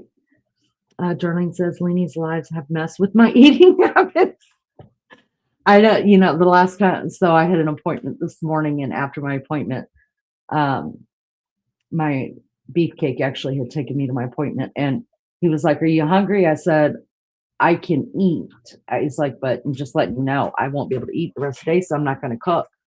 Because that was like at, 10:30 or 11, and I just knew that was going to be it for me, because I usually eat once a day, and then I eat too many grapes, y'all. I eat my weight in grapes. I cannot get enough grapes. And my favorites are the purple or the green. I don't like those really big, sweet cotton candy ones. Ugh. I mean, I'll eat them if I don't have nothing else. If the store doesn't have nothing else, but they're not my fave. The purple are my fave because they're crunchy. I love the country grapes. Whoever Infinity is, it has me blocked, or vice versa. Nice. See, they forget when they come in here under sock accounts that if they have somebody blocked, we're going to know that they're under a sock account. And what else? Thanks for the view. We appreciate it. Try chamomile tea for sleep. I've tried it. And even, my doctor has said, I can put you on something like mild just to help you regulate. But my mom and my bio dad, my birth father, neither of them ever have had any kind of sleep schedule. Well, my mom, she always worked at night, and then once she quit working, like she just does like me. And I mean, when I was working, which I haven't worked a full-time job in 4 years, and I worked for my son on and off, and I go out of town for him and things like that, but I do it on my own time. He just tells me when my work has to be done, and I'll figure it out. But like, this is the first time since I was 18 years old that I haven't worked a full-time job. And y'all, just is what it is. It is what it is. Lenny, my mama nags at me about my sleep schedule. My mom doesn't understand my pain issues. Yeah, and people, and that's the thing with my bio dad, like I get all of my skeletal problems from him, my back issues and stuff. And that's because I talked to him about it. I was like, we've known each other now for 8 years, I think. No. We've known each other now for 6 years. And that was one thing that I talked to him about, was my sleep and how terrible it is, because I noticed that the way he was. He didn't just go to bed at a certain time of night and then get up in the morning. He would nap here, sleep over there, and then go lay down at nighttime. And then I don't even say good night anymore. I'm like, I'm going to go lay down, because nobody knows how long I'll be there. So, but anyways, maybe it's hereditary. I don't know. I've been watching her forever. Verta, I love me some Nancy. Totally understand her now. I get her. I'm getting bitchier. Who would ever thought that I could be bitchier?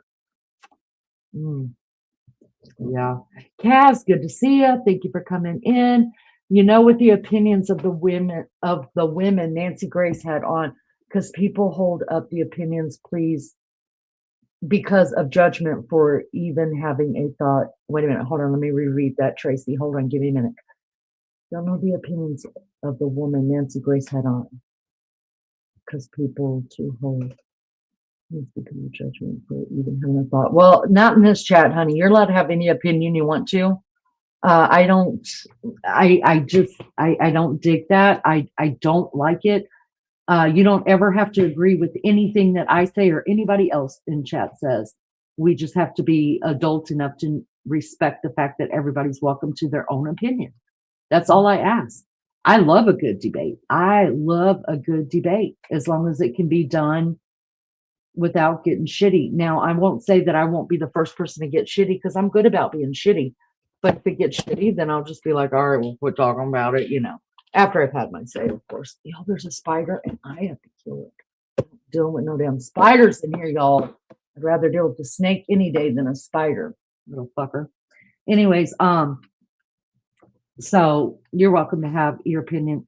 The lady who was actually on there that I said needs some sunshine, I could say that without malice. Because look at my picture, y'all. I mean, I'm almost albino. Okay. So, but I think I've watched her she's been on the scene a long time. And actually she has a sister who's also like a sex therapist or something. That's probably why I've seen her for so long.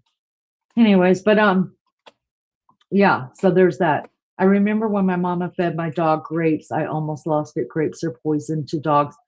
Do you know my dog every now and then, well, one of them every now and then will get a hold of a grape, and I don't even sweat. Now I wouldn't give them a handful of grapes, but I don't even sweat it anymore because I'm not going to tackle them out of their mouth. The only thing I've ever known my dogs be allergic to is poor Newt, my oldest dog. He's eaten a bee twice, swelled up like, oh my gosh, I couldn't believe it. Scared the hell out of me the first time. I go to bed whenever I want to go to bed. Berta, right on, girlfriend. I'm right there with you. Tracy, my go-to is Judge Judy when I want to be tough. She's funny as hell too, and she's so dry. I dig it. She was another one I didn't like until I got older, and then I was like, no, I understand it, because once you become a certain age, you don't give a fuck anymore, you guys. You're just like, I'm done with y'all shit. Like, seriously. I'm tired of being the bigger person all the damn time, because then it becomes expected of you, and then people just abuse you, take advantage of it. Fuck you. You just get to where, and so I understand Nancy Grace and Judge Judy. We had so much fun with the business case, y'all. We was doing the business case. I ain't retarded, Judge. Oh my God, I can't believe she said that to him, but of course she did. Verta says, who do y'all like? I think I've missed something. Out of who? Marina said, I found the channel that is looking to hold a mock trial of the Idaho 4 case. Wow, really? I get very, yeah, that would be intense for me, because so we were preparing to that was going to be the first trial I was going to cover. So for months, we went through every court filing, every court paper, everything we could find on it that I felt like was legit. We watched it. And when Maggie kept telling me, she's like, Leanie, I got a bad feeling he's going to plead. And I was like, he's not going to plead. He's too arrogant. He's not going to plead. Y'all, you talk about the whole chat. When he pleaded, we watched, when he pled guilty, of course, we all watched it live. And the whole chat just sat there quiet. And I know, I don't think we got out of the funk for 2 weeks of him pleading. So I'm very passionate about that case. Tracy says, I think Ellie needs to look into Savannah, her husband, and the Clinton connection. Tracy, a lot of people say that. A lot of people say that. I don't think that's I mean, I'm not willing to throw anything off the table at all. It does sound interesting. Tashi, thanks for letting me know. He is too funny. Tashi says he's probably out tending to his potato crops now. Marina Ben says, for new judges, I like Judge Mogan. I haven't watched a judge show like that since I quit work, which has been almost 4 years ago. But I think I want to get a job when we move, you guys. I'm bored. My baby child's going to be living in a different state. I already know where he's going. Finally got his assignment, and I need to do something with my life, I think. Hi, Pink Peony. I grew up in a country. Our dogs ate whatever we ate, plus their dry food. It was fun sharing snacks with our pet. Most of my family are insomniacs. Berta says, I used to enjoy Judge Judy. Now I cannot stand her, period. I didn't think she was doing anything anymore. I thought she had retired, and she actually, I know she was mentoring her. The last time I saw it, like I said, it was like 4 years ago. Pardon me. And she was mentoring her granddaughter in court. And so I just thought she was going to retire and probably turn it over to her. I could be wrong. Tashi says, hey, Pink, my fat pit bull eats leftovers too. I'm such a bad dog mom. Well, these dogs, you guys, so I try to get all tough, right? I'm like, no, you guys are going to eat your kibble, and I'm not mixing anything in it. And then, like, I did that today. And because I didn't cook, right? So, like, no, you guys can eat your kibble, like, eat your kibble.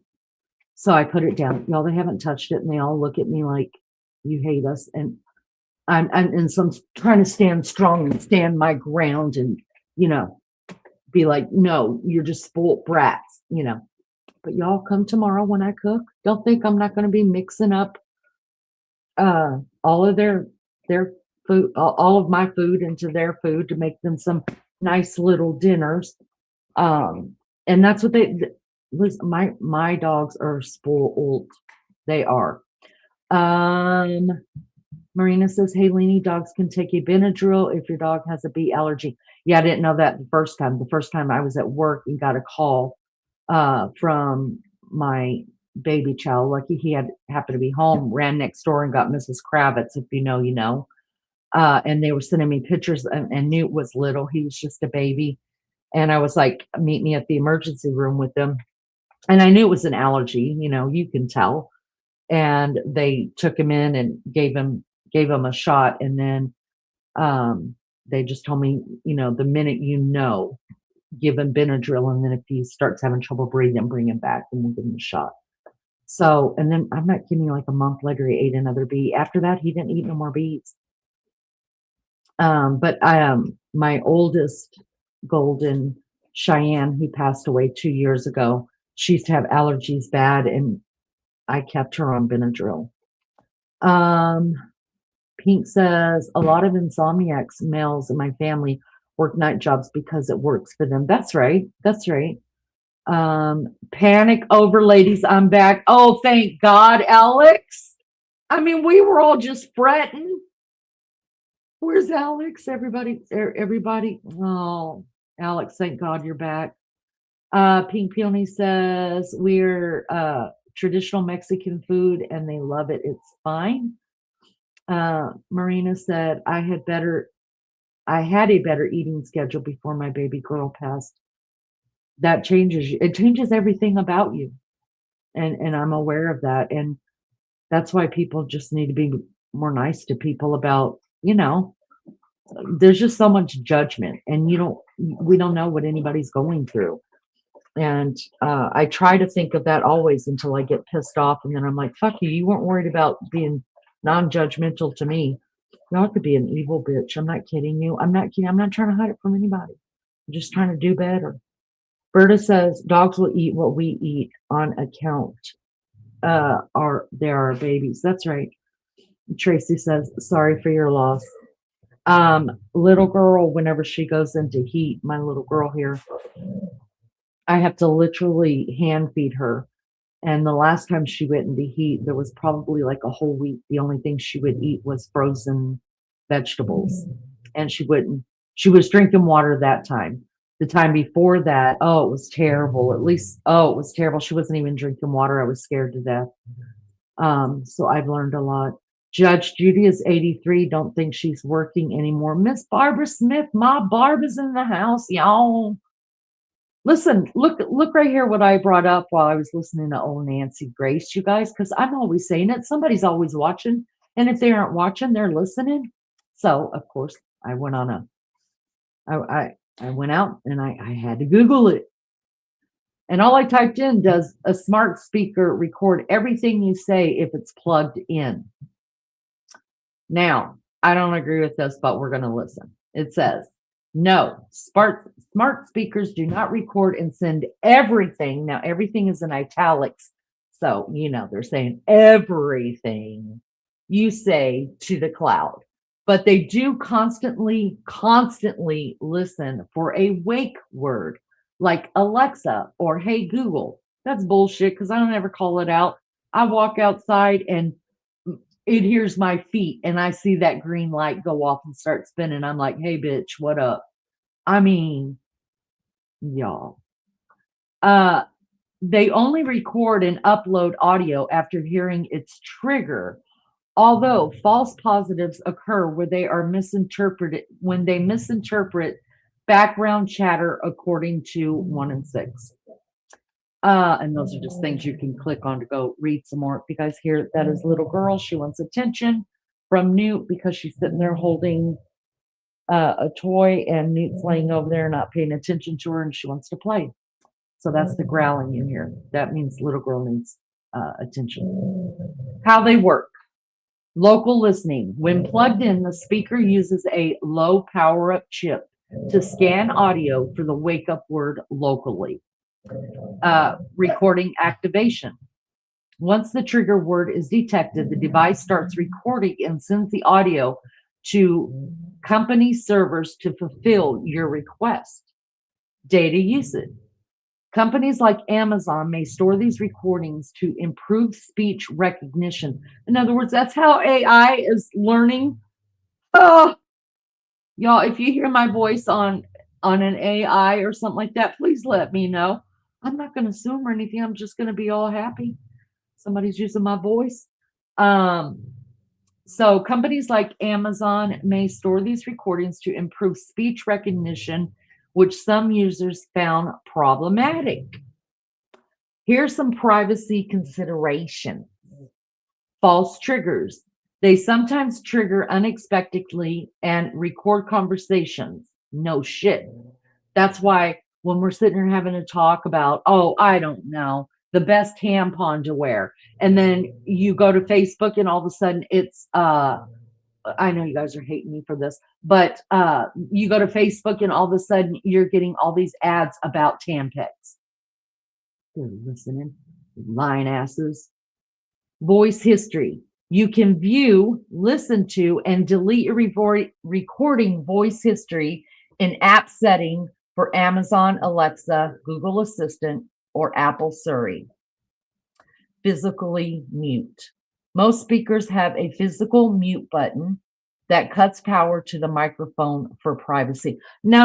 Y'all don't ever listen to that. That's complete bullshit. You need to unplug that bitch altogether. I don't know about a button or a whatever, but listen, every time I walk in that damn garage and we forget to unplug the speaker, the minute I step out there, it seems like, or if I sit down or if I'm touching something, I look up and there goes that little spinning green light and I know it's on.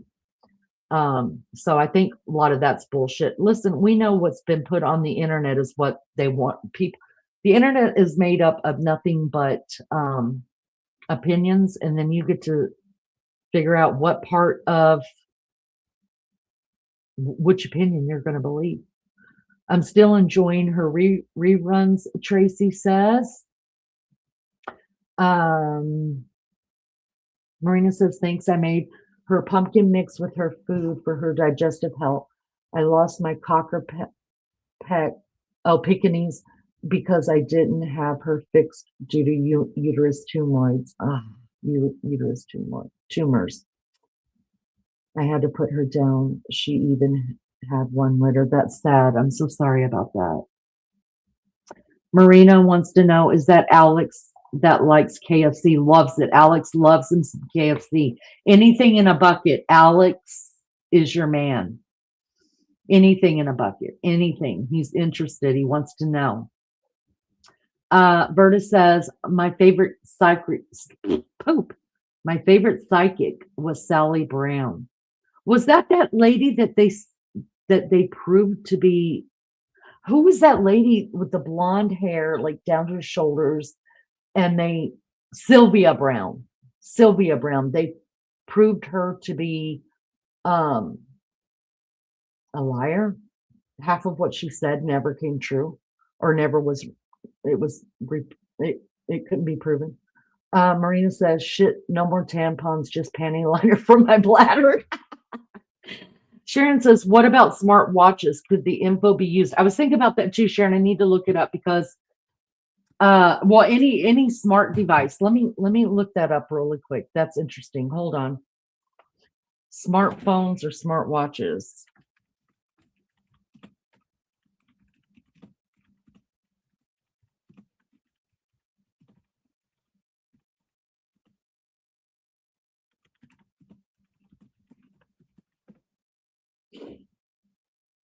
All right, so okay, so here we go. So I just put in, can smartphones and smartwatches record what you're saying? And it says, yes, smartphones and smartwatches can record what you're saying either through deliberate user action or voice assistance like Siri or Google Assistant, or malicious software. Microphones, a standard component of these devices, can capture conversations with tool-like voice memos, screen recorders, or apps that monitor for targeted advertisements. I said that like the English, y'all. Advertisements. How recording occurs. Activate recording. Users can launch the apps. We know about that. Voice assistants. Yes, we know. Hey Siri or something like that. Permissions. Third-party apps may request access to the microphone if granted, can record your audio. Now, you know how the only reason I know about that kind of stuff is like I sometimes will play these word games on my phone and it always asks me, can that game access my video and audio? And I always hit no. I didn't ever know what it meant until just now. So that's interesting. So I'm glad I've been doing that. Privacy and control. Indicators. Modern operating systems, the ISO in Android, typically show a small indicator dot on the screen when the microphone is activated. Managing access. You can go into your device setting, privacy, microphone to review and revoke access for apps that do not need it. Data utilization. While some argue that audio data is used to provide targeted advertisements, others note that this, if true, happens within a gray area of the data collection laws. Listen, you guys know because there's stuff you look up and it comes up on Facebook and stuff like that. The only reason I say Facebook is because I don't really use Instagram. I only use that because my grandkids, they don't use Facebook. Baby child doesn't use Facebook. So they set me up on Instagram so I could stalk them, and that's what I do. So, but the other apps and stuff, I don't use them. So I can only liken what I'm saying to Facebook. But I guess if Facebook's doing it, everybody else is doing it too. So I think your smart devices it doesn't matter what kind of, I think it comes from the TV too. If you have a smart TV, they're listening. iPhone, use the Apple voice memos for app recording. Android, access built-in tools. Oh, this is tell you how to do the specific recording. Smartwatch specific recording, Garmin. Users can use the voice note. Oh, well, that's just telling you about how to do it legally. Listen, I think they all do it. I think everything that is like labeled as smart, even those, you know what? Even those, what do you call them? Those people are putting in those smart, I'm looking at mine right now and can't think of it. Temperature control things or whatever, you know, people are using those. I think anything like that can control, you set it or it controls itself through an app. I just think they're listening. I just do. I am so aware of it. So aware. Even cars, like the newer cars, I think they just listen. Jill Peacock, hello, welcome. They should have fingerprinted the pill bottles is what I think. We'll see who touched them last. Yeah, Jill, you know, they didn't do half of the shit that they should have done for real. I agree with you on that. Sharon says, I worry the health data will be used against me, sleep patterns, heart rate, etc. In what way? In what way used against you? Get me to worrying more because I worry about this stuff. Marina says, y'all, my phone popped a warning saying that if it found an Apple device, attached. I have Samsung. I looked how to find it and sure enough, found it on my car. No shit. See? Tashi says, I can't wear a smartwatch. I can't handle it telling me to do more steps and drink more water. Hi, Carolyn. Good to see you. Keep this in mind. If you get a craving for something sweet, put 1 squirt of Hershey syrup and 1 squirt of cream of coconut in the mouth. Tastes like a Mounds bar. Do you know, that's why I think I love grapes so much, because I've been on this huge weight loss kick, right? And so I really, for the most part, I quit craving chocolate. But every now and then I'll be like, either bored, you know, like bored eating, because I was bad about that. Like I'm just bored out of my mind. That kind of eating. And then I did crave chocolate like nobody's business. Like I don't think anybody craved chocolate more than I did.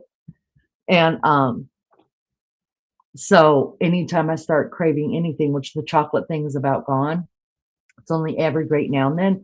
That's why I eat grapes. And it's only like a handful that I'll eat, but my weight just, I mean, it's doing its thing, y'all. It's doing its thing. It's doing what it's supposed to do. Marina says, I wasn't happy when my folks got a security system at the house. Maybe that's why. Maybe that's why a lot of people, do you guys know the, who is the, major general, you guys, that's missing right now? I was listening while I was finishing painting the room this evening. I was listening to what's his name? Damn it, Daniel. What's Daniel's channel name? Sleuth Intuition. And he was talking about the general who was missing and played the 911 tape and stuff.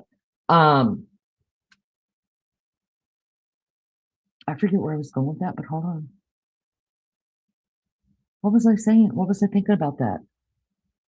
Oh, shit on a biscuit. It was going to be something good too. Y'all ain't kidding. Oh, the security house. Yeah, the security. That's it. Thank you. So the 911 operator asked his wife, who's the one that made the 911 call, 3 hours after he went missing. No, I'm not trying to get into another case right here, right now, but I was, y'all, I got the paintbrush growing, right? And all I had left was the trim. So I'm having to like really be careful. And so I was doing it and I had to stop and look over and I was like, 3 hours? What were you doing in the 3 hours that he was missing? I don't know. But anyway, especially since his phone was at the house, I left the phone and turned it off.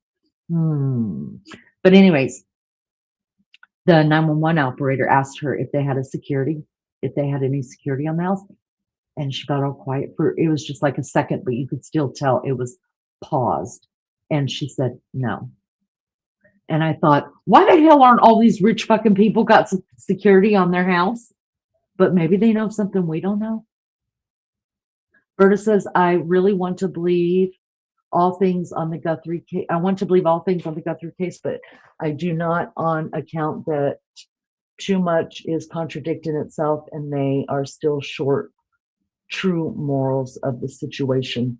That's why I think there's just, I mean, that's why I always say nothing is off limits, except for I'm not going to believe that Trump did it, and I'm not going to believe the aliens did it, even though my mods like to make fun of me for it. Other than that, I could believe almost every scenario. It's orange sherbet for you. I don't like sherbet. I like it in, that punch that people usually make like for parties and stuff. They'll put like rainbow sherbet in it. I dig that, but I think the reason why I don't like it is not that I don't like it. I think I have a bad attitude with it, because whenever like the ice cream man came around, my mom would always send out my older sister to go and get all of our ice cream, because she didn't want all of us at the ice cream truck. And that bitch would always bring us back those orange sherbet push-ups because they were her favorite. And my favorite was chocolate, like a dilly bar or something like that. Like, and never, we never hardly ever got ice cream, and we never hardly ever got cereal. And when we did, for some reason, she was the one that always got to pick it, and she always picked Captain Crunch without the berries. Who eats Captain Crunch without the berries? So she'd get Captain Crunch without the berries, and she got to get our ice cream. And I was always like, can't we have this or that or the other? And she was like, no, I don't like that stuff. Snacking on a Hershey bar and a fruit bar right now, Pink Peony says. Tashi says, we have no cameras at our house, but our workshop is like Fort Knox. Every corner of the property is covered. MJ says, don't be telling people that. Sarky, hello. Good to see you. Neil McCaslin. Yes, McCaslin. Thank you so much. Thank you. If no one already said, is the major general? Yes. No one had said it that I had seen. Thank you, McCaslin. And I remember hearing my ex-husband talk about him. So the name sounded really, really familiar. I didn't know he was missing. And so whenever I saw that Sleuth Intuition was on and he had his picture there, I remembered him, but my husband didn't work for him or nothing like that. He's just high up in the military. And so I was like, well, wait, what? And then I was listening to it. I couldn't believe the 911 call. They can try to get past Izzy, MJ. Yeah. That dog gonna get them. Tashi, I love cars being raised on a farm and old school heavy metal boomer cars. Definitely Vance. Think Vance did it? You think Vance is the reason? Listen, Sleuth Intuition was talking about how it was, oh, y'all, I'm so terrible about this. Because I was, how you're kind of half paying attention, but I'm trying to get the line right because I didn't tape off that part of the ceiling, so I have to get it perfect. But it was something to do with he knew one of the lead singers or someone in the band, Blink 182, and there was a song or something. I was like, wait, what would McCaslin, who's older than me, have to do with the band Blink 182? I mean, so I guess I would have to look into it more, but I'm side-eyeing. Y'all, I'm side-eyeing that whole wife thing. She went to the doctor for 50 minutes. First of all, who is home from the doctor within 50 minutes? I didn't think that was possible, but maybe she just had to pick up a prescription. I don't know. So she was only gone for 50 minutes, but it took her 3 hours to call the cops. Oh. I don't know. Now, if my mama heard me talking like this, y'all, they used to tell me all the time, because when I was a little girl, like I would question them about like my parents about like JFK and Jimmy Hoffa, because I would hear stuff on the news, and hear my parents talk a little here and there, and then I was always interested in stuff like that. And I remember my parents used to say, we don't talk about stuff like that. And I was like, I'm your daughter. Like like, and I was just a little girl. I mean, I was little. I was still in grade school when I was asking questions about JFK and Jimmy Hoffa. And my mom and dad used to say, we don't talk about stuff like that because it'll get you killed what you talk about. And I used to think, oh my God, they're going to come over here and kill us. I mean, but I seriously thought that someone was going to come and kill us, but my parents thought that way too, but that's just their generation. You didn't talk political. You didn't talk about the mob. You didn't talk about, I mean, it's like nowadays talking about the cartel, right? I mean, when you know too much, you're probably going to get killed. And that's what my parents always said, that it's okay to have an opinion, but we don't talk about our opinions because you never know who's listening. And if you're right, they don't want anybody else to know them. But as they got older and realized that, the secrets were out and stuff like that, then they told me their theory of JFK and Jimmy Hoffa and the mob during that time and stuff. And y'all, I mean, even today, I can still sit down and have a good go with documentaries about Jimmy Hoffa and all that era and stuff back then. Still, I could dig it. In fact, Baby Chow, who's 22 years old, that's my youngest child for those that are new around here, call him Baby Chow. He's graduating college May 2nd. He texted me this past weekend, not today, but last weekend, I guess I should say. And he said, what do you think about JFK Jr.? And I said, you mean how he died? And because, my kid is like his dad and they side eye everything, and not everything is a conspiracy, but they're going to clear that first. And so I was like, what do you mean? Like the way he died? It just came out of nowhere. Very, very much like me. Stuff just comes out of nowhere. And he said, no, he said, just even before he died, like, what do you think of him as a person? Well, what was funny was I just watched a couple documentaries on him like a couple days prior, but I guess that they just put out a new Hulu documentary on him and his wife or something. I don't watch that stuff, but I was like, well, I think he was. Don't nobody come at me. Listen, we're all allowed to have our own opinion. I said, well, you know what? I think he was a loser. I said, I think he was a very good looking man, that his name was a curse and a blessing. A blessing being he never had to want for anything in his life and he didn't have to work for it. I said, but it was also a curse because he didn't have to work for anything in life. So I said he ended up, when he was taking the bar exam, he failed it the first time. Actually, he failed it 2 times. The third time, if he had failed it again, he was never going to be a lawyer, right? Oh, suddenly he passes it. Now, whether he did it on his own or somebody else said, you know whose kid that is, right? I don't know. Couldn't tell you. I do know that he had started this magazine called George, a political magazine called George, and he had a lot of, when it first came out, like they were making some pretty good bucks, him and the guy that owned half of it.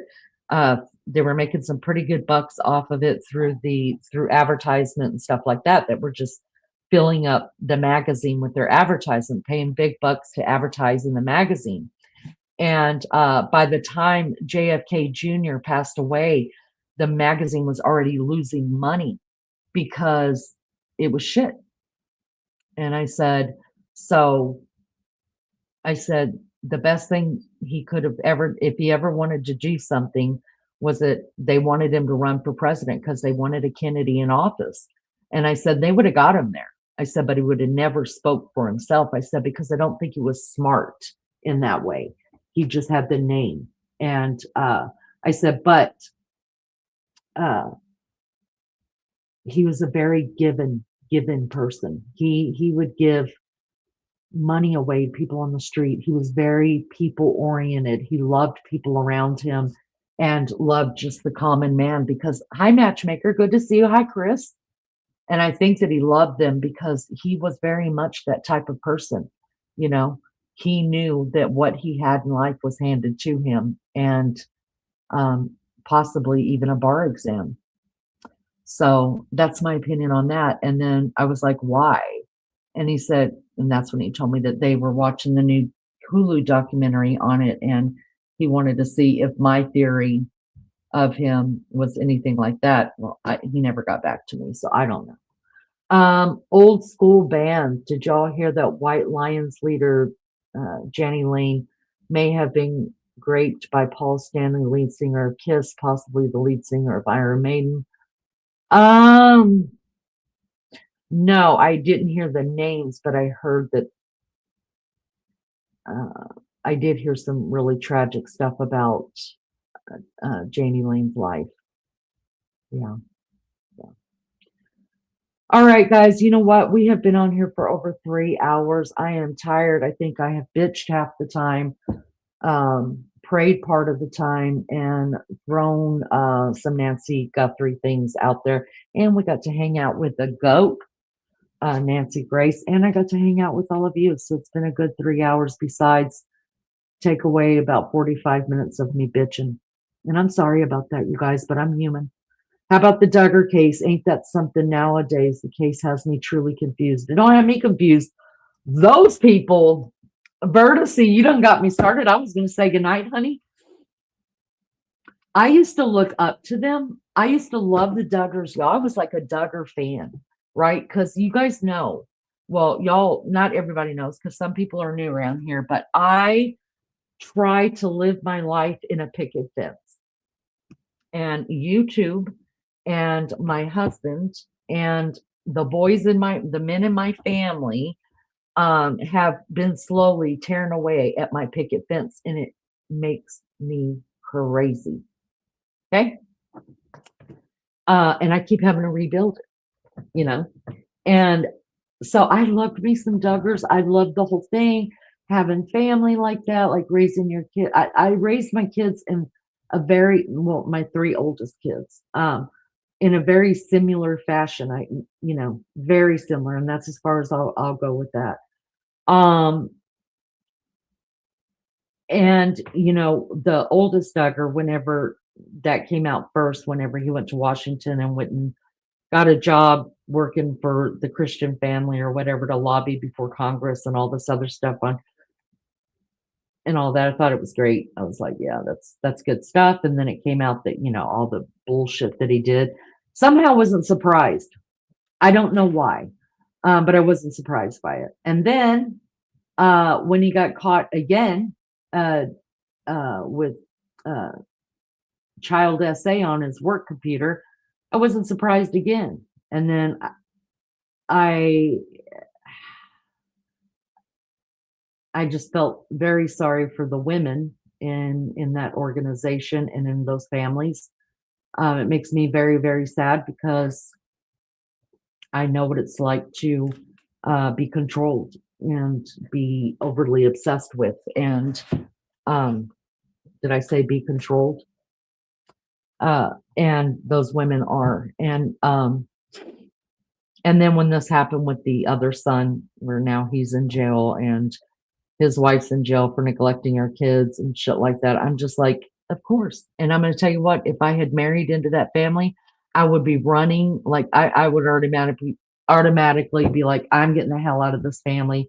You may not be, I would have to look at one of whoever my husband was at the time and tell him, you may not be anything like your brothers, but I think your daddy's a freak, and I think you freaks know about the freaks, and you let the freaks go on, and every one of you hid the secrets about the freaks and the freakiness that was going into this. So, yeah, it's just sad. It's just sad. I think the parents are disgusting, especially the dad. All right, guys, I'm going to close this one out. Thank you guys so much for being here. It means so much to me. If I do not see you guys until I don't know what tomorrow meaning today, Saturday. I don't know what this day looks like for me. And I may be on Sunday night, maybe Sunday night. I'm not exactly sure when. But y'all enjoy your time with your families. And remember that what Easter's all about. And it's not about little chocolate bunnies and eggs, even though I would sure love some right now. No, wait, what, Marina? I have shiny, clean record. Maybe I need to come get greasy. You heavy channel. I know what it is. Are you talking to me, Marina? You're from California, Verda. I grew up in California. Apples don't fall far from the tree. Good night, Sharon. You are so right. So right. It's so disgusting. Chris says, I'm moving today. Chris, be safe moving. I hope you get to wherever you go, and wherever it is that you're going, I hope you are very happy. All right, guys, that's it. Love you guys so much. Happy Easter if I don't see you before then. And y'all be good or be good at it. We'll see you next time, guys. Bye.